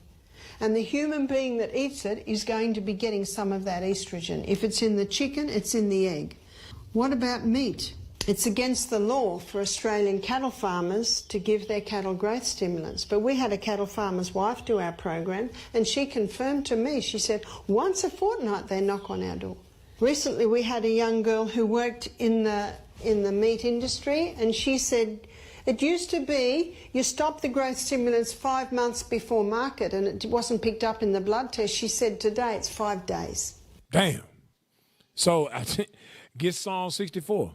What, Psalm 64 and 4 or 5? Damn. Psalm 64 verse 4. Yes, sir. Yeah, started 2. The book of Psalms, chapter 64, verse 2. Hide me from the secret counsel of the wicked. So hide me from the secret counsel of the wicked. This right here that we looking at right here, brothers and sisters, with these different, growth stimulants that they putting into the pellets and the food, and that they're making genetically modified chickens would be show you exactly why or how the chicken is growing so fast. Somebody put something into perspective one day. If you go get a 10-piece, that's 5 chickens. If you go get 100 pieces, sometimes you have a big party, you go to Wingstop or something, and say, I want 100 pieces. That's what, it's 2 wings on a chicken, right? That's 50 chickens. 50 chickens for one person or for one party, one group of people? Where the hell are they getting these chickens from? To be able to manufacture them and to get them out like that as quick as they ever get. You ever notice Chick-fil-A never run out of chicken? Not never. You see the line at Chick-fil-A? It be wrapped around the building all day. When they open at 5 in the morning, 6 in the morning, to the time they close at night, you just pass by Chick-fil-A randomly all day. You're going to see hundreds of cars backed all the way up to the street, to the stoplight. You don't find that suspicious? Yeah, they got chicken for days, man. And where they getting it from? Genetically modified. Keep on reading.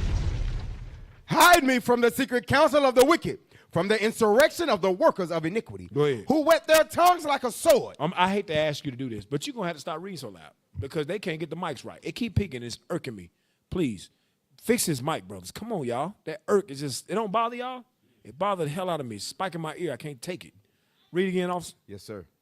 Hide me from the secret counsel of the wicked, from the insurrection of the workers of iniquity. Go ahead. Who whet their tongues like a sword. Who whet their tongues like a sword. And bend their bows to shoot their arrows, even bitter words. Even bitter words. Go ahead. That they may shoot in secret at the perfect. You hear what they do? They shoot in secret at the perfect. That's the Israelites. They shoot in secret at us. How? With their secret, the stuff on the back of the how many times you stop, like literally stop, and say, you know what? Let me Google all these ingredients in this food. You never do that. You see the brand on the front, you see the colors, and you say, oh, let me grab that. And you eat it. And you feed it to your children and your wife. Go ahead. Suddenly do they shoot at him and fear not. And they don't have no fear of shooting at us with this evil thing that they're doing. Go ahead. They encourage themselves in an evil matter. And they encourage themselves in and say, well, the FDA said it was okay for consumption. I put it on the side, I put it in the box, or I put it on the side of the cigarette box that it may cause cancer. If you choose to smoke it, you just choose to smoke it. They encourage themselves in that. Go ahead. They commune of laying snares privily. Privately, where nobody know about it. Read. They say, who shall see them? And they say, who gonna see us do this? Ain't nobody gonna see us do this. Nobody knows what we're actually doing. But with the internet and with the social media and things like that, a lot of the stuff that we've been falling victim to for years is being exposed, brothers and sisters. A lot of it's being exposed. Go to because she talked about estrogen in the chicken, right? Go to that next thing I had a screenshot of, estrogen. Estrogen. Let's look that up, because some people may not know about estrogen or the effects of it. Estrogen plays a role in many aspects of male health, including reproductive health, bone health, and brain development. Reproductive health. Estrogen affects sex drive, sperm production, and erectile function. Too little estrogen can lead to a low sex drive, while too much can cause infertility and erectile dysfunction. So you wonder why men's sex drive ain't what it used to be. You wonder why there's infertility, and you wonder why there's erectile dysfunction amongst men. Because the food, the chicken that they're eating in excess is causing that. When you have erectile dysfunction, you can't have sex with your wife, meaning you can't produce children. They know that. It ain't no different from what they did in Egypt. Give me that real quick. In Exodus, what is it? Exodus 2:16. Just get that, just straight to the point. Or whenever they say they were trying to kill the firstborn son. The book of Exodus, chapter 2 and verse 16. Yeah. Let's go. And he said, when you do the office of a midwife to the Hebrew women, go ahead, and see them upon the stools, if it be a son, then ye shall kill him. But if it be a daughter, then ye shall save alive. Go ahead. But the midwives feared God and did not as the king of Egypt commanded them, but saved the men children alive.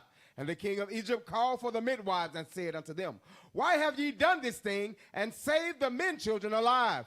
And the midwives said unto Pharaoh, because the Hebrew women are not as the Egyptian women. Right, we better than them. That's what that means. We better than them. Go ahead. For they are lively and are delivered ere the midwives come in unto them. Skip down to 22. Watch what he did. 22. And Pharaoh charged all his people, saying, every son that is born ye shall cast into the river, and every daughter ye shall save alive. So you saw how when one thing didn't work, when it wouldn't work with the midwives, they found another way to kill the sons. It's the same thing with putting the estrogen in the food. Right. They just found another way. Oh, you against abortions? Oh, okay, no problem. We'll put estrogen in your food and give you erectile dysfunction so you can't have kids anyway. And your sex drive will be low. Go ahead, Cap. Hey, I'm going to back you up with what you just read. Read Psalm 64:6 again. Watch this. The book of Psalms, chapter 64 and verse 6. Watch this. They search out iniquities. They do what? Search out iniquities. This is Esau. They search out iniquities. Go ahead. They accomplish a diligent search. They accomplish a diligent search. So everything that happened in ancient Egypt, they just brought it up to today. And they do it in a secret manner. That's why verse 2 said, hide me from the secret counsel of the wicked. Like Cap said, they're doing the exact same thing, just underhanded. Yep. Hey, get Revelation 11 and 8. Because somebody will say, well, that was ancient Egypt. But Cap just made the correlation between ancient Egypt and America today. Let's see if the Bible also does the same. The book of Revelation, chapter 11 and verse 8. Go ahead. And their dead bodies shall lie in the street of the great city, which spiritually is called Sodom and Egypt, Read. where also our Lord was crucified. So this spiritual Sodom and Egypt is America. Our dead bodies is going into us being spiritually dead. Like every last one of us that's watching this show, or every last one of us that's now in this truth, at one point in our life, we were spiritually dead. We didn't know who we were. We didn't know what our purpose was. We didn't know who our God was. We was out here calling ourselves African-American and Hispanics and Native Indians and so on and so forth. Egyptians, even though we 5'6", you 5'6", talking about, yeah, I'm from ancient Egypt. No, you not. You weren't even at their kneecap at 5'6". What the hell wrong with you? You was not an Egyptian, brother. Stop it. The devil. You're high. Okay? Or low, or you're low. You're not high, you're low. That's messed up. I'm sorry. Go ahead. Hey, can we go back to your article real quick? Yeah, go back to the article. Because a lot of people may not know, when he mentioned estrogen is good for bone health, a lot of people don't know the blood in your body is produced from your bones. Your bones produce the blood. So when the Australian lady was talking about the young girls having larger breasts at a young age, that's because they have so much estrogen, and it's going into the men too because they put it in the food. And then when it goes into your body, it enters into your bones, which produces the blood, which goes into the blood vessels, which causes erectile dysfunction in men and stuff like that, and overgrowth in young girls. Right. Low sperm count, too. When it says infertility, can't have no kids, can't produce children. Go ahead. Can we get Job 9:24? Because everything we're going over tonight is just proving further who the wicked is. The book of Job, chapter 9 and verse 24.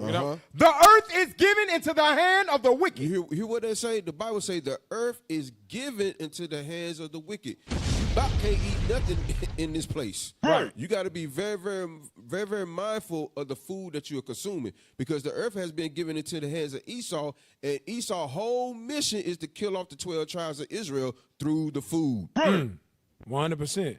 Hey, real quick, go back to that real quick. We're going to jump off of this part and get back to something else. But go to that real quick. Yeah, look at that real quick. Brain development. Yes, sir. Brain development. During fetal and perinatal life, estrogen affects the development of areas of the brain that control sexual behavior, gender identity. So, hold up. I had to bring it out. Gender identity. You wonder why your kid's confused? You wonder why your son say, I don't know, I really feel like I've always supposed to have been a girl. Little girl say, you know, I think God made a mistake. I think I was supposed to be a boy. Because the large amount of estrogen, it affects the sexual behavior, the gender identity. Go ahead. And sexual orientation. They killing us. They know what they doing, man. Right. Wisdom of Solomon 14. What's that, verse 22 or 24? Changing of kind. Wickedness.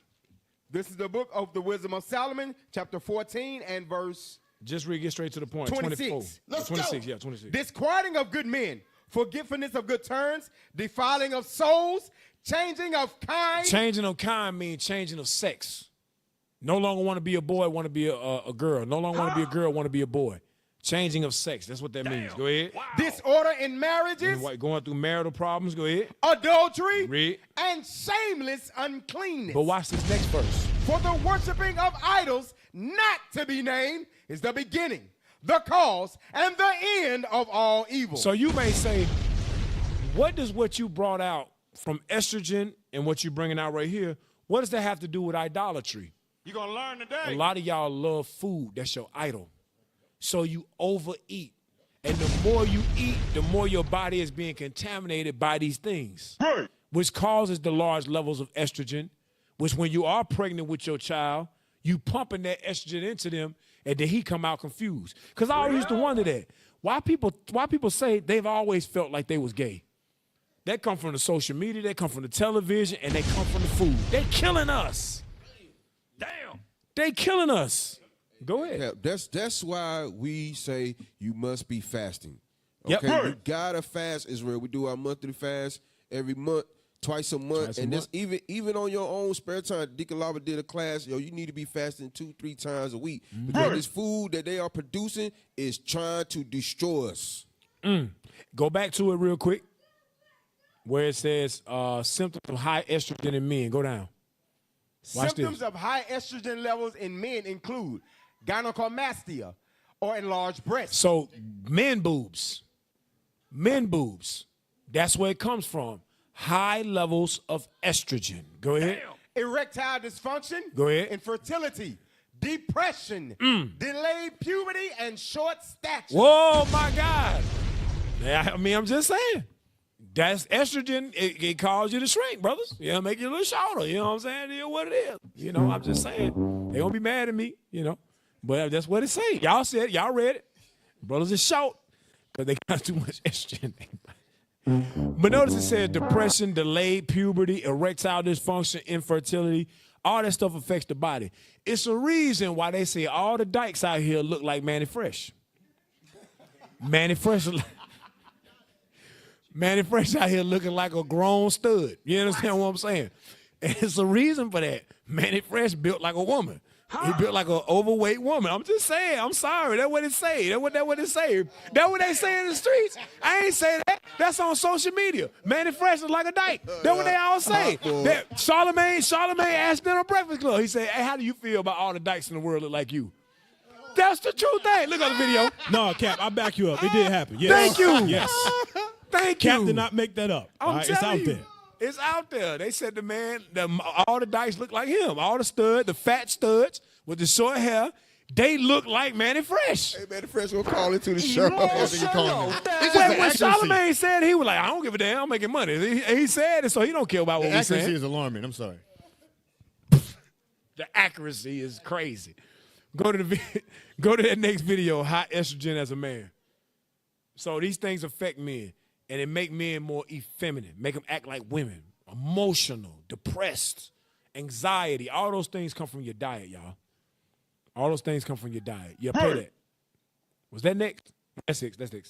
You have high estrogen as a man. If you don't know what estrogen is, it's a hormone that makes the woman's body the way it is. Men do have estrogen as well, but you don't want too much of it. Sign number 1, low libido. You rarely wake up with morning wood, you have trouble getting it up, and you also don't really have a sex drive. Sign number 2, gynecomastia. Also known as gyno, is the development of breast tissue in the male body, making your nipples more puffy. Now, as a teenager, throughout your puberty, it's very normal due to hormonal changes to have gyno. Now, if you do get gyno during your teenage years, it'll either go away on its own or it won't despite your hormone hormones balancing out and having more testosterone. And sign number 3, increased fat and lower muscle mass. This is for 2 reasons. Number 1, body fat converts this enzyme called androgen, which is basically testosterone, into estrogen. So the more fat you have, the more estrogen is produced. And number 2, muscle mass is directly associated with increased testosterone. So less muscle mass leads to lower testosterone levels, which indirectly increase the relative levels of estrogen. Let me know if you want part 2 where I tell you how to decrease your estrogen. So I want to talk about something real quick because it keeps going into the sexual aspect of it, and that's important for marriage because you're supposed to do benevolence with your wife and so on and so forth. Right.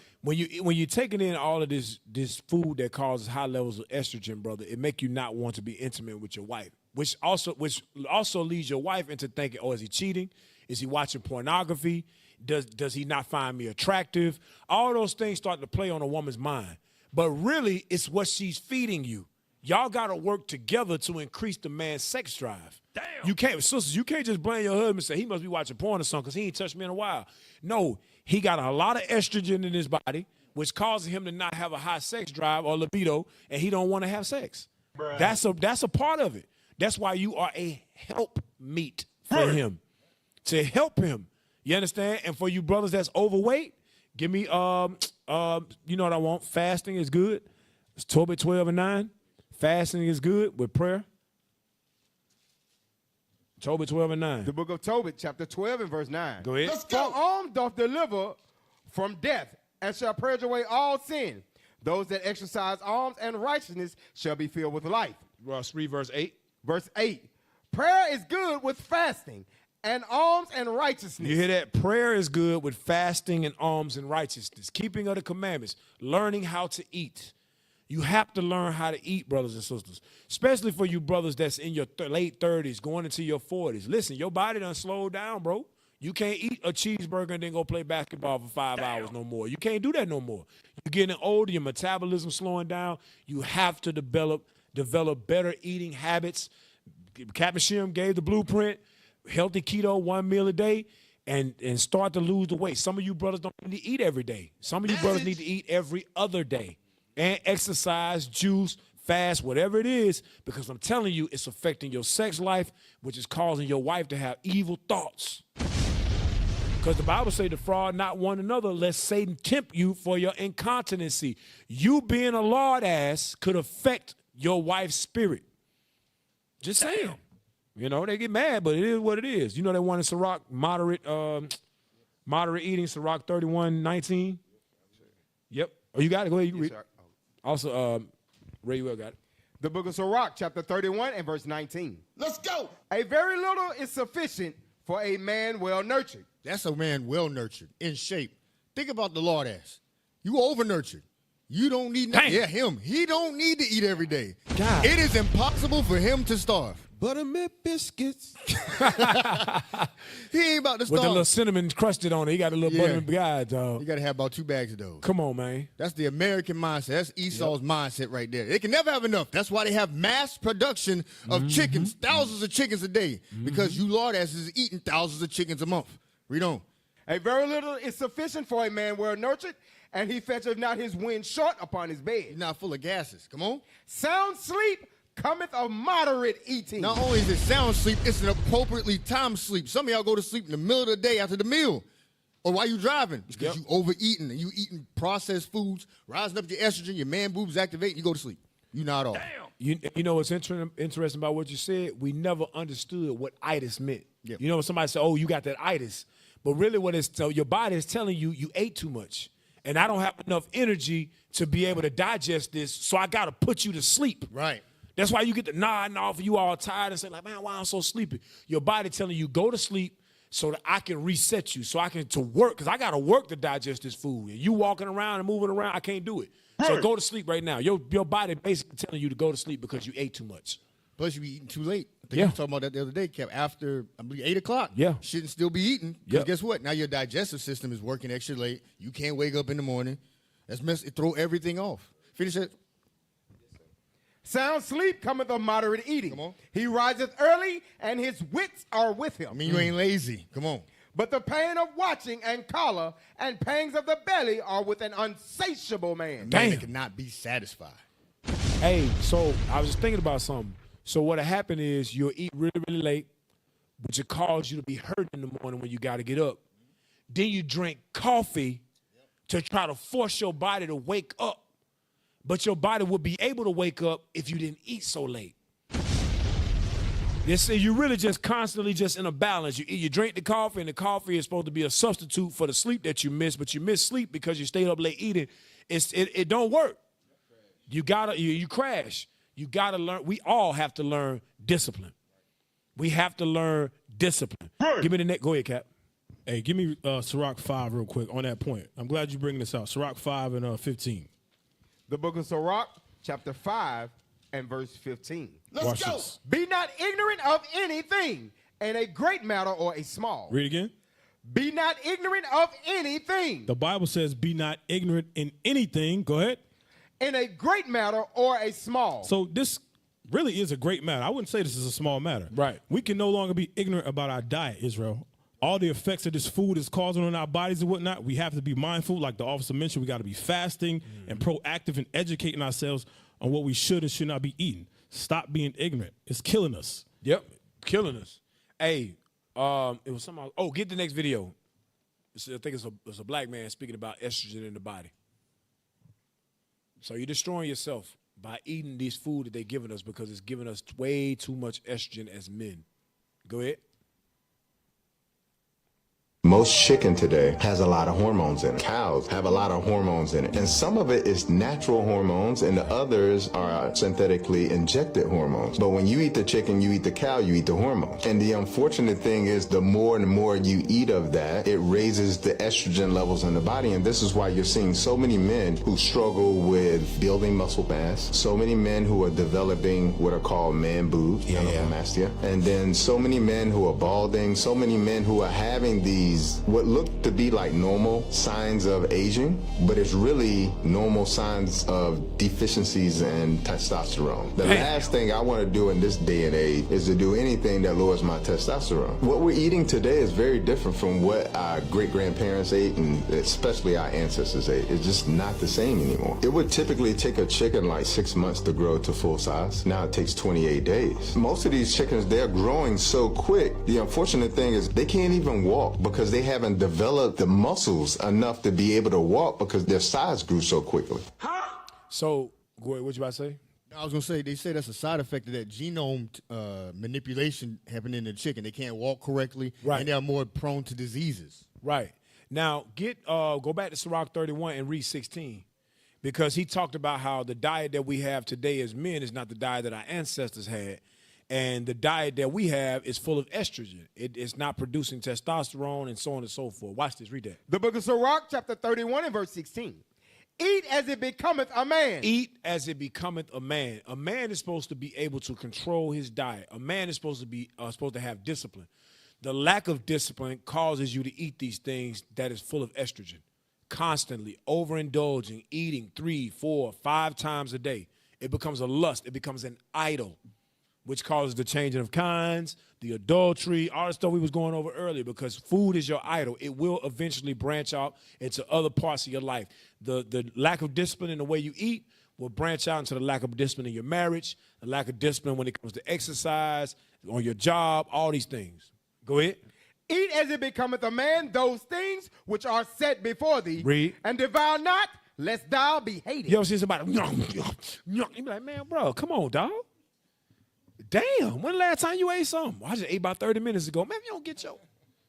You know, we get on the brother quick. See, we ain't like the sister. They be all, oh, God, she eating a lot, but I ain't going to say nothing because I don't want to hurt her feelings. Not the brothers. Damn, bro, that's your second, third plate, ain't it? We ain't playing with you.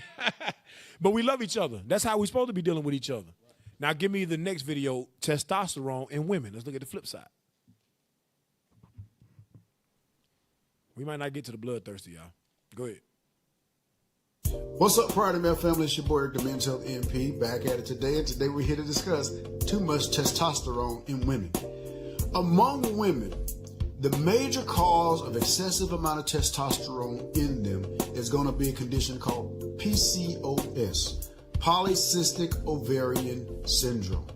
This condition affects about 6 to 10% of the female population.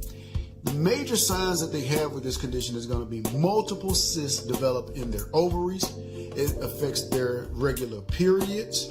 It affects their ability to conceive, to get pregnant and bear a child. It leads to male pattern baldness, facial hair development, obesity.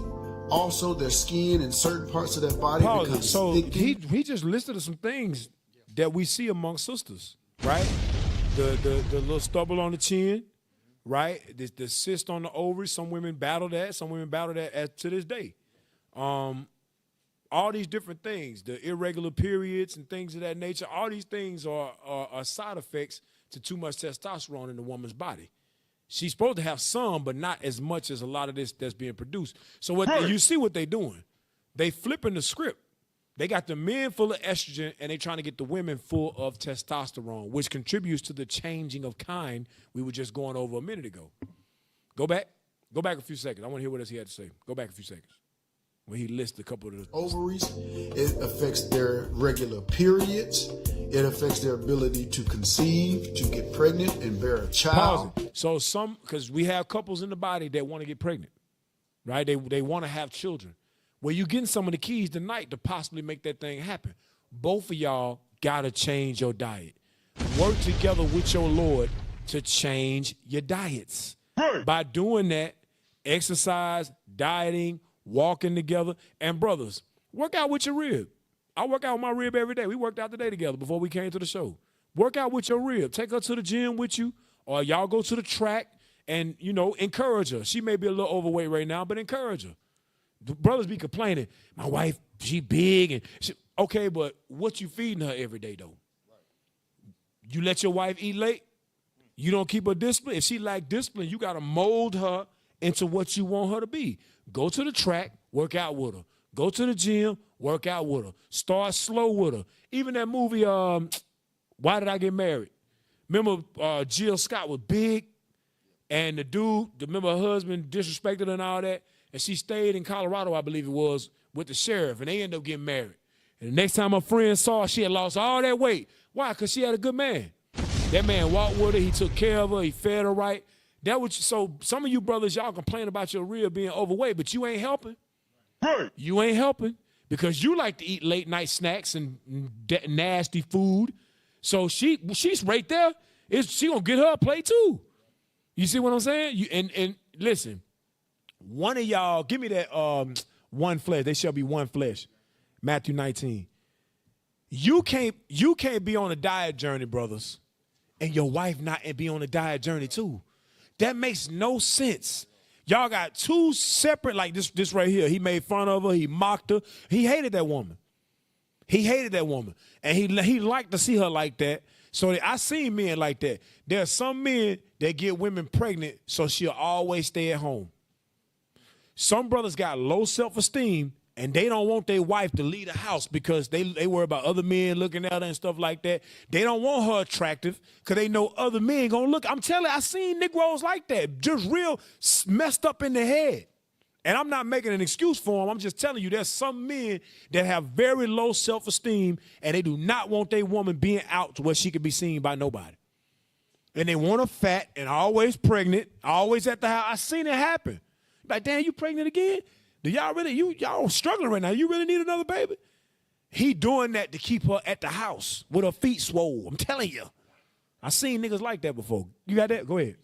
Ephesians 5. Yes, sir. The book of Ephesians, chapter 5 and verse 28. Go ahead. So ought men to love their wives as their own bodies. Men are supposed to love their wives as their own body. How it look you getting in shape, but your wife big as hell? And you see that, and you say, you know what, baby, let's go to the gym. I got us a membership. I know it's going to hurt the first couple weeks, but I got us a membership. Let's go to the gym. We'll start off slow. Let's start off on the treadmill. Let's do 30 minutes a day. Then we do 45 minutes. Then we do an hour. Before you know it, she just the fat falling off of her, her confidence level, she's standing up straight. You're like, damn, look at my baby. You looking good. Complimenting her, that's what you're supposed to do. But vice versa, sis, you can't cook all that bad food that you used to cook. You got to tell your Lord, my Lord, I'm going to do what you asked me to do now. But remember, we made a vow that we was going to be on a diet together. Now you asking me to make this, you asking me to make that, and you know that ain't good for your diet. He might tell you, get in there and cook that ish anyway. You say, okay, I'm going to cook it. But I'm telling you, we said that we was going to be on a diet, and I'm trying to lose weight. Hopefully you can win them over with your conversation. You know what I mean? Read it again. So ought men to love their wives as their own bodies. So men supposed to love their wives as their own body. Go ahead. He that loveth his wife loveth himself. If you love your wife, you love yourself. Perfect. You understand? You're supposed to help her with her weight loss journey. Vice versa, sisters. Some of you may be smaller, petite, and your husband may be a lord ass. Help that brother out. He's trying to get in the green so he can go to camp. Don't let that brother just sit there in the red and yellow and think that you don't have no contribution to it. Yes, you can contribute with the diets. Did we finish that video? Go back to it right quick. In their ovaries, it affects their regular 10% of the female population. The major signs that they have with this condition is going to be multiple cysts develop in their ovaries. It affects their regular periods. It affects their ability to conceive, to get pregnant and bear a child. It leads to male pattern baldness, facial hair development, obesity. Also, their skin in certain parts of their body becomes thickened and the pigment might change. And then they will also have depression and anxiety. Damn. Now, mood swings. Women that experience this can be quite traumatic because what's supposed to be happening every month naturally and them being able to eventually conceive becomes more difficult, that much more difficult. Now, we have some great treatment available in medicine for women that experience this condition. And some of you may know someone that has experienced this. There's some great medicines with the guidance of an endocrinologist and a good obstetrician. Women that experience PCOS can still be mothers, okay? Now, but the signs and symptoms that happen here. Go from there real quick. Go to the book of Sirach, chapter 30. Read verse 14 and 15. The book of Sirach, chapter 30 and verse 14. Better is the poor being sound and strong of constitution than a rich man that is afflicted in his body. Go ahead. Health and good state of body are above all gold. Read. And a strong body above infinite wealth. The reason I read that is because when you go to doctors, the first thing they're going to always say is, hey, take these pills. Right? And we're not doctors. We don't know your condition. But the Bible talks about diet and exercise and fasting and righteousness and prayer. Those are the key things that God is telling you to put into your, and the melanin, like we were talking about. Get out there in that sun. Get out there in that hot sun. You can't sit in the house under air conditioning all day. That's not normal, y'all. It is not normal to sit in your house all day in air conditioning. It's not normal. It's normal to go outside and get under the sun. This is why a lot of black people get sick in the wintertime because we don't get as much sun. Message. Esau thrives in the winter. You ever notice that? He thrives in the cold. Why? Because he's trying to get away from the sun. The sun is for our benefit, it's for his detriment. What you about to say, Michelle? Go ahead. Proverbs 23 and verse 2. Going back into the eating moderately. The book of Proverbs, chapter 23 and verse 2. Let's go. And put a knife to thy throat if thou be a man given to appetite. Hey, you see what the Bible say? Damn. The Bible say, it telling you, if you got a problem with your appetite with eating, it said put a knife. It ain't saying literally do it. But it's just, it just showing you how serious it is that you got to be careful what you putting in your mouth. Read it one more time. Mm-hmm. And put a knife to thy throat if thou be a man given to appetite. So the Bible just showing you how serious it is that you have to be about your food. You got to watch what you eat, man. Hey, that part you just read goes with what Christ said. If your right eye offend thee, pluck it out. Damn. That's another example. But again, y'all have to educate yourselves on what you're doing. Like he mentioned, what is it called? Endocrinologist. That goes into your different organs in your body. Your pituitary gland, hypothalamus, your adrenal glands, your ovaries, and all that stuff. You got to educate yourself on what are these foods doing to my body, and stop doing that stuff. Stop eating it. Hey, read the next verse. Verse 3, be not desirous of his dainties, for they are deceitful meat. Right, so you be desirous of dainties. That's going into sweets, okay? And, we was talking the other day. I remember growing up, my mama used to have a little side hustle where she made, like, cakes and cupcakes and things like that. And it used to bring extra income into the house. But what it also caused, my stepfather used to always eat that. You understand? my mama would make a lot of cakes and stuff like that. And like I said, it made the family money. But you got to be moderate with that too. Just because that's your profession don't mean you got to indulge in it. If you're using it to make money for your household, your house, your Lord's house, whatever, that's great. But make sure that you don't get so comfortable to where you start to indulge heavily in it, and it's going to cause you to gain weight. You're going to lose your discipline because you got all these great confectioners over here. You're like, damn, look at that right there. Now she made the cinnamon oh, God, that's that French toast. You understand? You're like, man, let me get up out of here. You understand? I know how it is because I can do it too. I see some cinnamon rolls, somebody add my rib. You make some, hey, man, come on, stop. Why you doing that to me? You just go ahead, just put 2 on there real quick. I know I'm supposed to be on it. You understand? It's just, that's me. I know myself. So I say, no, you just don't even buy that. Don't even buy it. Don't bring it to the house. If it's something you want to do business-wise, that's good. But just make sure that the family understands that this is for the business. This is not for us to heavily indulge in because it will affect you eventually. That's what it means. Be not desirous of his dainties, for they are deceitful meat. What it mean? They taste so good, it's deceitful. It's like, but how is it bad for me and it tastes so good? Well, have you seen your stomach lately? Have you seen your man boobs, brother? Damn. You understand? That's telling you right there. It ain't good for you. Go ahead. You about to say something else. Go ahead. Now, we've been talking about, like, real solutions. As we've been going through all these processes and the genomic manufacture of different foods, when by the time you get to the physician, they're treating the symptoms. That's called palliative care. Damn. When you're about to die and they can't do nothing for you, they give you palliative care just so you feel okay while you die. Damn. And they don't tell you, hey, you got to stop eating that stuff. The doctor don't tell, oftentimes they don't. They might say stop eating, lay back on the pork. They can't tell you stop eating it because then you're going to start looking at natural solutions. They don't give you that. They give you pills and medicines. And we're not saying don't use a physician. But be mindful, by the time you get there, understand, mostly that's symptomatic management, that's palliative care. They're just going to let you ride it out till you die. But if you observe what the Bible says, lay back from food, you ain't got to eat that much. Let your body start to heal itself because God's working through it. Your DNA can get healed. All that stuff can start to clear up if you stop overwhelming yourself with poison. And God gave us the power to heal ourselves. That's why he said this wisdom shall be, give me that real quick. Deuteronomy 4 and 5 real quick, 5 and 6 real quick. About the wisdom that he gave us and how it will benefit us.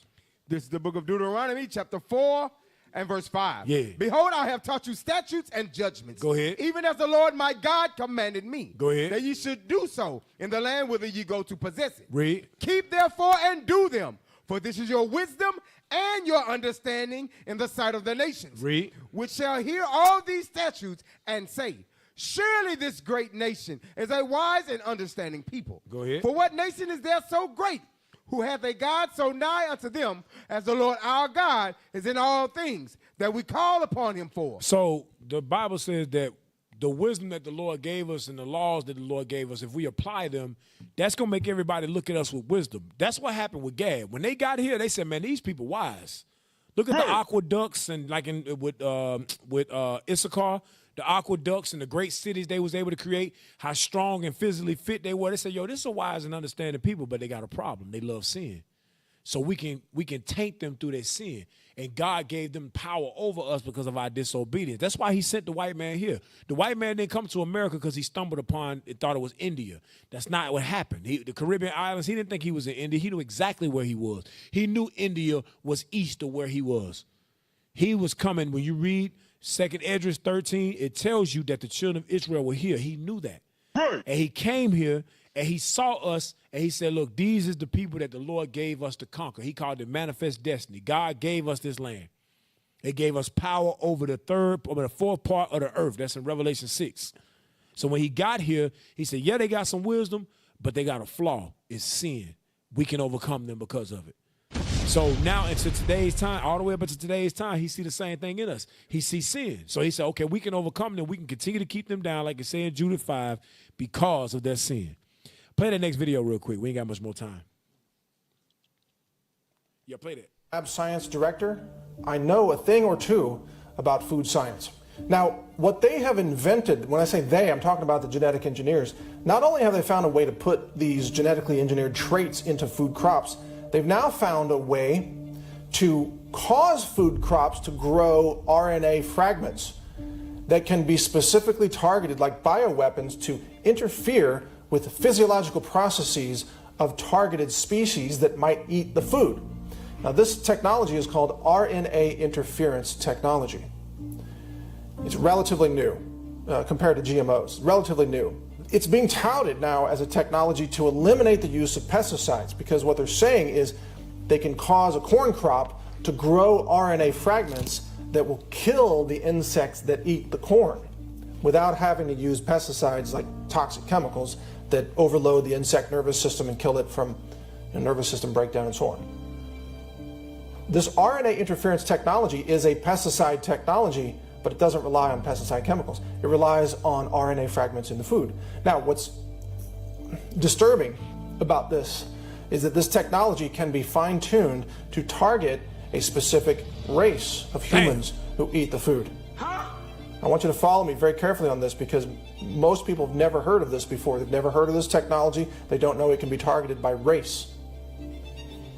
Food crops can be engineered right now based on existing technology to cause infertility in black people alone. The hell is this? Pause it. Wait, now hold up now. Because we just saw what estrogen can also cause infertility in black people. Then we also know that radiation causes infertility in black people. Food, different foods they giving us cause it. Now he's telling us they got different foods where they can control the strands or the RNA interference in it, which causes it to attach to your DNA and kill your specific DNA. That go back to that class we did about the God gene. There's something in our DNA that the white man is able to configure and able to manipulate different things for it to attack our DNA specifically. So you and a white boy be sitting right next to each other, eating the same food, while it's digesting in you, it's attacking your DNA different than his. That's a demonic. Who gave him that understanding? The devil. We've been going over that the last couple months. Who gave this man the wisdom to attack our DNA, and me and you eat the same food, but because we different races, it affect me differently? Damn. That's the devil right there. And y'all damn Christians always trying to say this damn white man. He the devil the Bible speak of, bro. You gonna learn today. And he killing you right in front of your face, killing you as you fight for him. Imagine that. Imagine he sitting back say, yeah, I appreciate you niggas fighting for me. Yeah, go ahead and eat that chicken. Go ahead and kill yourself. Thanks for doing it, and thanks for teaching your children to do it, but go ahead and kill yourself. Y'all a joke. Right. Here's a coupon so you can get it even cheaper. Oh, God. You know what? Since you're such a good nigga, he gonna give half off on a bucket of chicken. Yeah, food stamps too. Right. Come on, man. Killing you. The devil, the Bible speak of. That's it right there. Satan came to him and gave him to understand. Give me that real quick. His power came from Satan, Revelation 13:4. His power came from the devil. That's where he got it from. That's how he learned his RNA interference, RNA fragments, and so on and so forth. Read that for me. The book of Revelation, chapter 13 and verse 4. Go ahead. And they worshiped the dragon, which gave power unto the beast. And they worshiped the dragon that gave power unto the beast. Go ahead. And they worshiped the beast, saying, who is like unto the beast? That's wrong when they say they worship the beast. Go ahead. Who is able to make war with him? And there was given unto him Stop. Go back to verse 2. Verse 2. And the beast which I saw was like unto a leopard. So they had attributes from Greece. And his feet were as the feet of a bear. Persian Media, you read about that in Daniel 7. And his mouth as the mouth of a lion. Babylon. And the dragon gave him his power. And the dragon gave him his power. The dragon is talking about Satan. The spiritual demon Satan dealt with the white man. He dealt with Rome. And he deals with America, which is an extension of Rome. Right. Go ahead. And his seat and great authority. You hear that? He got his seat and great authority, which goes back to Job chapter 9, verse 24 that the officer read earlier. The earth is given into the hand of the wicked. Since the earth is given into the hand of the wicked, he now has power to give the power of the earth to whomever he wants as long as they worship him. That's Luke 4. That's 2 Thessalonians 9 for those of you that don't know. It's 2 and 9. Now go back to the video real quick. Play it.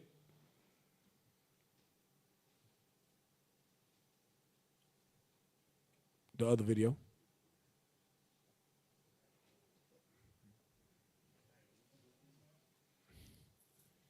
You got it? The last video you were just playing. And why they doing that? Get Psalms 83, verse 3. Oh, he got it back up. All right, play it. Just zoom forward a little bit. Zoom forward. I am the lions that will kill the insect technology. Yeah, right It there. doesn't Just rely on started pesticide there. chemicals. It relies on RNA fragments in the food. Now, what's disturbing about this is that this technology can be fine-tuned to target a specific race of humans who eat the food. I want you to follow me very carefully on this because most people have never heard of this before. They've never heard of this technology. They don't know it can be targeted by race. Food crops can be engineered right now based on existing technology to cause infertility in black people alone. That technology is a reality. It's widely covered out there in the mainstream media. In the science media, RNA interference technology is widely covered. The government is at war with you. If you're black and you're watching this, the government is at war with you. And they want you exterminated, and they control the science funding, which means there will never be money for any genetic science of the food supply to uncover this truth if it were there. It would be covered up like everything else has been covered up this entire time. Just like the Tuskegee experiments covered things up in the 1930s. Damn. Nothing has changed, except the technology is more advanced. Damn. The covert technology is more covert. The number of vectors through which they can kill you and cause you to have no children, cause you to have spontaneous abortions, the number of vectors is increasing. You are being targeted. And like I said earlier, to some extent, we're all being targeted. But black people are being targeted more than anyone else. Go to Psalms 83. Go to Psalms 83, like we were talking about, verse 3 through 5 real quick. The book of Psalms, chapter 83 and verse 3. They have taken crafty counsel against thy people and consulted against thy hidden ones. They have said, come and let us cut them off from being a nation, that the name of Israel may be no more in remembrance. That the name of Israel may be no more remembrance. Go ahead. For they have consulted together with one consent. Go ahead. They are confederate against thee. Go ahead. The tabernacles of Edom. So it's telling you who the number one person is. It's Esau, Edom. The tabernacles of Edom. Go back to verse 3 again. They have taken crafty counsel against thy people. Come on. And consulted against thy hidden ones. And they consulted against the hidden ones. Don't nobody know that they're doing this. Right? It just, this Edomite is what they call a whistleblower. He's a whistleblower. He's telling you that, hey, look, they're doing this to y'all. Go ahead. Right. They have said, come and let us cut them off from being a nation. Read. That the name of Israel may be no more in remembrance. That the name of Israel may be no more in remembrance. They want to cut off the nation of Israel, just like ancient Egypt wanted to. It's the same thing. The Bible is giving you the blueprint on how to reach salvation. We got to take back control of our lives. We got to start eating in moderation. We got to start looking into the things that we've been given, the food that we've been given and what we've given to our children, because it's affecting us. It's affecting your husband. It's affecting your wife, sister, brothers, and it's affecting your children. And it's affecting us. I remember my time I saw them Doritos. I said, man, get them damn Doritos out of here. Even though I love Doritos. I grew up loving Doritos, man. But when we started getting on this health tip, I said, look, if that's what we got to do, we got to get that stuff out of here because it's killing us. It's killing us slowly, too, because Esau, he methodical. He's okay. He all right with just sitting back just watching you die slow. He'll let you make $1 million. He know you probably ain't got nothing in place to help give it to your family, so he'll let you die. You understand? That's the spirit that's in him. Now, I wanted to get into that bloodthirst. I ain't gonna lie. I got to get into it. I'm sorry. Have mercy on me. I got to get into it. Go to, all right. So I'm going to get into it. Dang, they're going to be 3 weeks we ain't went in on Don't Listen to Black Women. Y'all getting out. We have mercy on y'all right now. We have a lot of mercy on y'all. We're going to get y'all ass next week. We'll be back again. But I'm kidding. But so there's a show I always like. It's called American Horror Story. All right, and American Horror Story got a whole bunch of seasons. Me and my wife used to always watch the season. Then they started doing a whole bunch of gay-ish, and I had to cut it off. All right, but there's one season where there is there's a black woman. They call her the chemist, and she developed a pill. She worked with the United States military in order to try to make people have a lack of creativity. They want to make just soldiers. They just want you to be a soldier. They don't want you to have no individual thought, no creativity. But in order to learn what gives a person talent, they had to learn how to lock the talent. They had to learn how to unlock it, unlock your creativity. So she developed a chemical that develops into a pill. And when you take that pill, it unlocks your talent. So if you're very talented already, whether you're a gifted writer or you got a really good eye for photography, music producer, you take that pill, and that pill will enhance your ability to where you'll become famous. But the side effect is you have to drink blood. You have to drink human blood, animals, and things of that nature. That's the side effect of it, because the blood is supposed to unlock something in the occipital lobe. Is that what it's called? Occipital lobe? The occipital lobe is where the talent or the creative part of the brain is. So, but the other side is, if you don't have no talent, you don't have no ability, if you take that pill, you'll turn into a blood-sucking zombie, basically, right? So that's the side effects of it. I want to show this video real quick. That's why I got this thought for this bloodthirsty. Show that for that video number 19. Yeah, show that real quick. I want you to zoom forward a little bit. I'll let you know. Play it, and then I want you to go forward. Go forward to where they're in the house. Go forward to where they're in the house. Or quail. There's a little language, y'all. Pause. Go forward. Pray right there. But you've never seen. Pause it. So there is a little language. I think they drop a couple F-bombs or whatever. So if you don't want your kids to hear it, then get them out of the room. But there is a few language. There's a little language in this.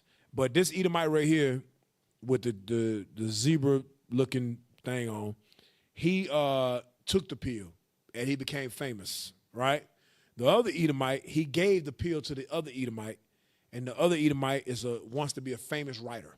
All right, so watch this. He gonna tell him what's going on. Play it. Hit on the head and ass by an addiction stick, the likes of which you've never seen. After the big crash, a lot of folks out of work with nothing to do but get hungry and high.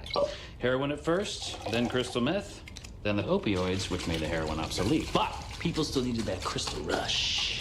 And cooking meth is easy, I hear, if you have the right ingredients, so don't blow yourself up. Anyway, this one person, no one really knows who they are, by the way, starts experimenting with different recipes. So it was created by accident? Well, that's the story.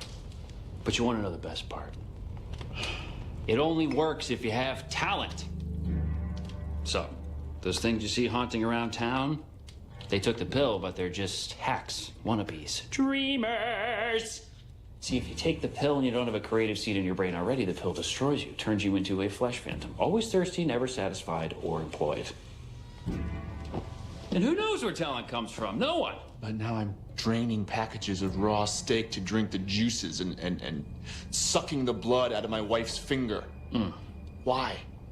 Metaphorically, I don't know. Maybe something about artists stealing other people's lifeblood to inspire our work. Scientifically, the drug severely depletes the 4 major minerals in our blood. See, Harry, you can't survive on the pill without replacing those minerals in heroic doses.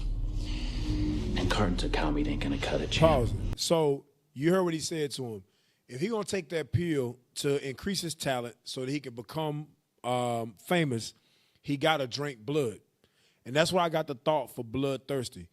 Esau do a lot of blood rituals for famous people. And that's a real thing. Now, they put it in this show, and they made it into a pill and this whole thing and all this stuff. But this is a literal thing that they actually do. When they get people that they see that's talented and that's willing to sell their soul, they do blood sacrifice. They've always done it. It's not a new thing. Go to the next one. Now, this is from another season of the same show. This one called Apocalypse. But it's something that the dude gonna say in that show to show you that they connect. All the seasons connect in some way, shape, or form. This one called Apocalypse. In this particular season, they were all underground bunkers, a whole bunch of billionaires, millionaires, so on and so forth. This Edomite that you're about to see in the middle, he the son of Satan, literally. Watch this, play it.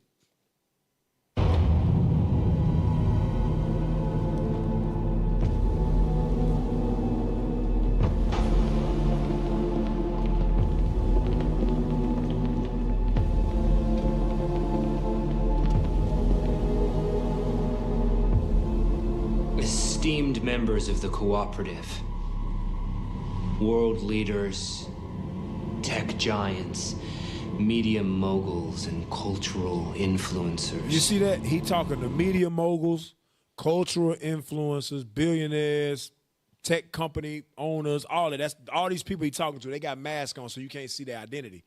but he talking to them. This is the son of the devil right here. Go ahead. Oh, God. Come on, man. Zoom forward a little bit.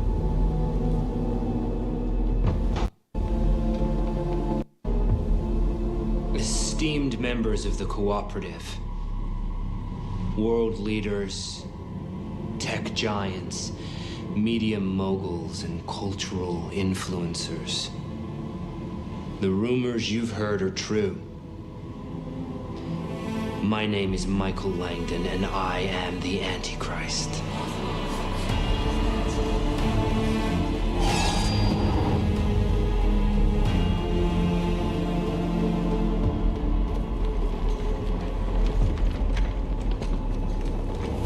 Humanity is at a crossroads. The world as it is today, the poverty, the hunger, the greed and war, it's no longer sustainable. The time has come to wipe the slate clean. Friends, it's time for the apocalypse. Destruction.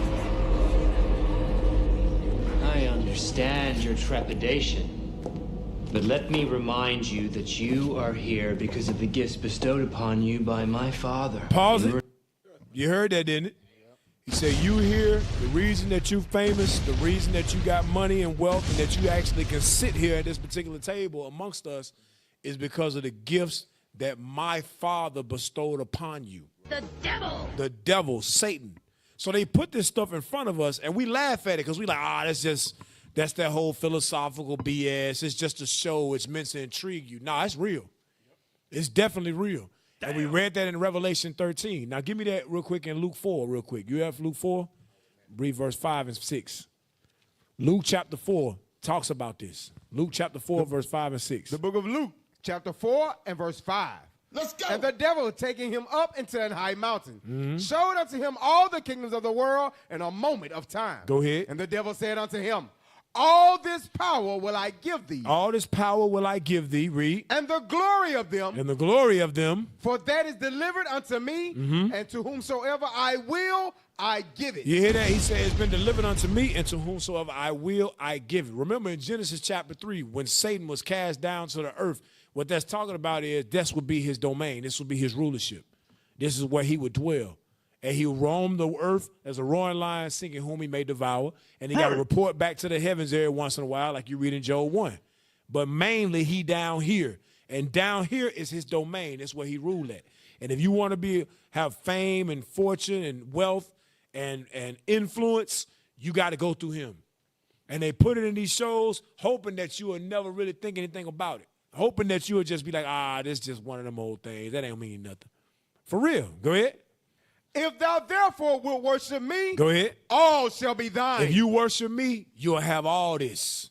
That's why when you go back to the video, he said, you're here because of the what my Father gave you, the talents and abilities my Father gave you. Watch this, play it. I understand your trepidation. But let me remind you that you are here because of the gifts bestowed upon you by my Father. In return, you gave him your immortal souls. He owns you. Therefore, I own you. We speak with one voice, and my demands are his. Now, as you'll see from the handy guide provided by my associate, I do not intend to leave you and your families to die.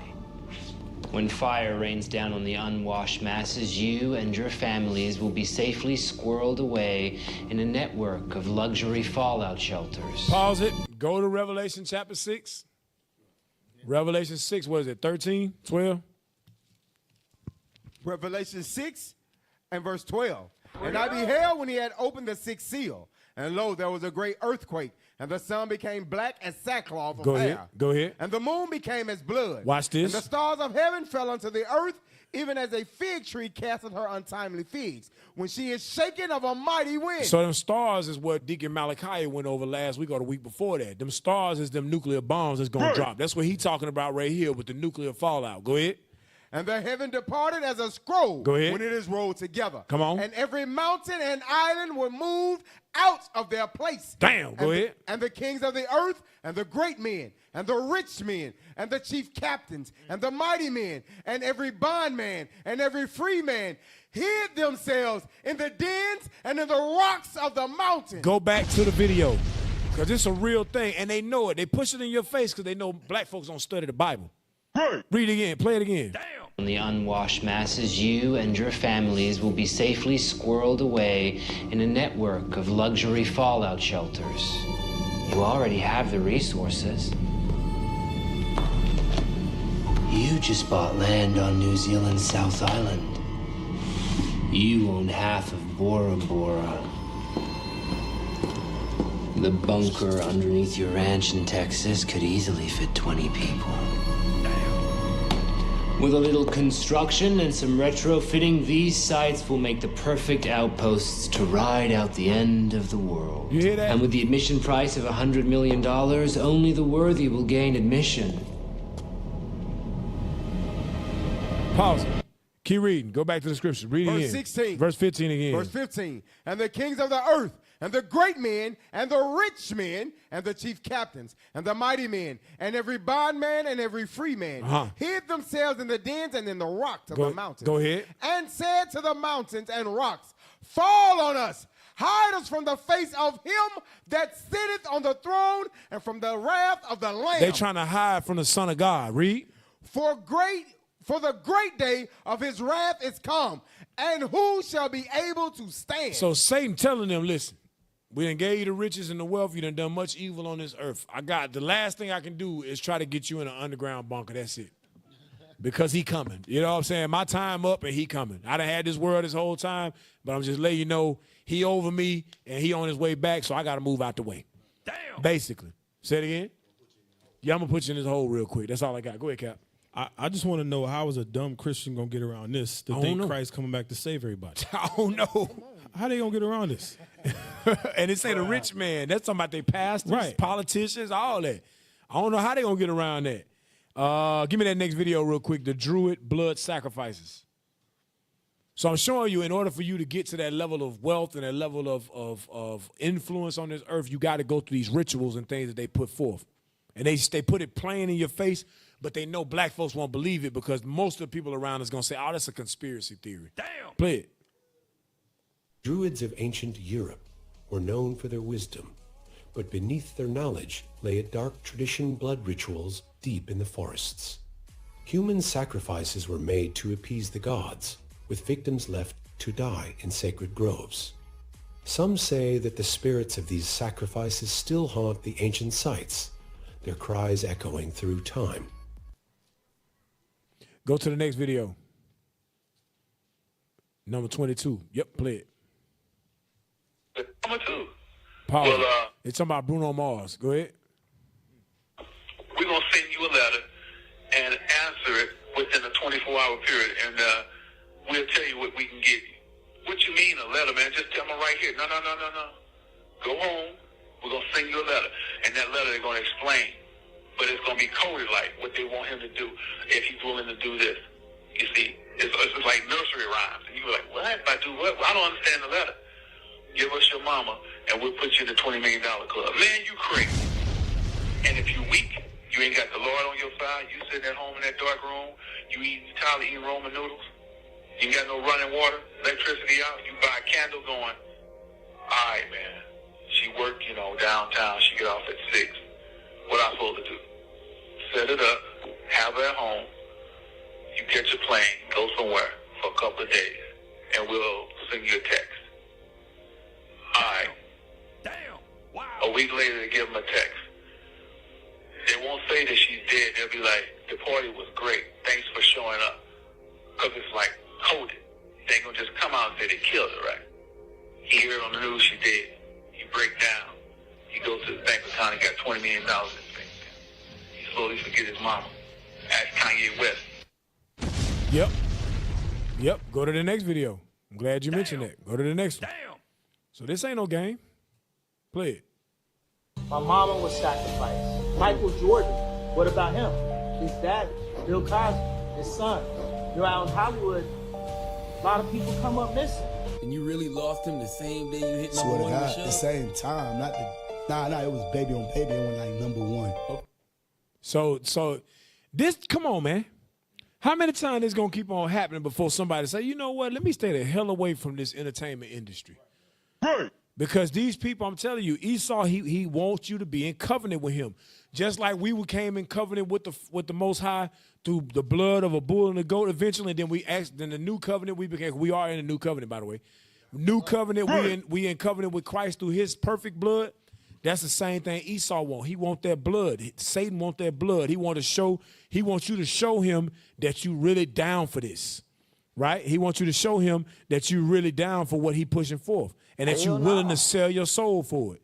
Give me Ezekiel 35, verse 5. Ezekiel 35, verse 5 and 6. Let's read it real quick. We got to get up out of here in a minute.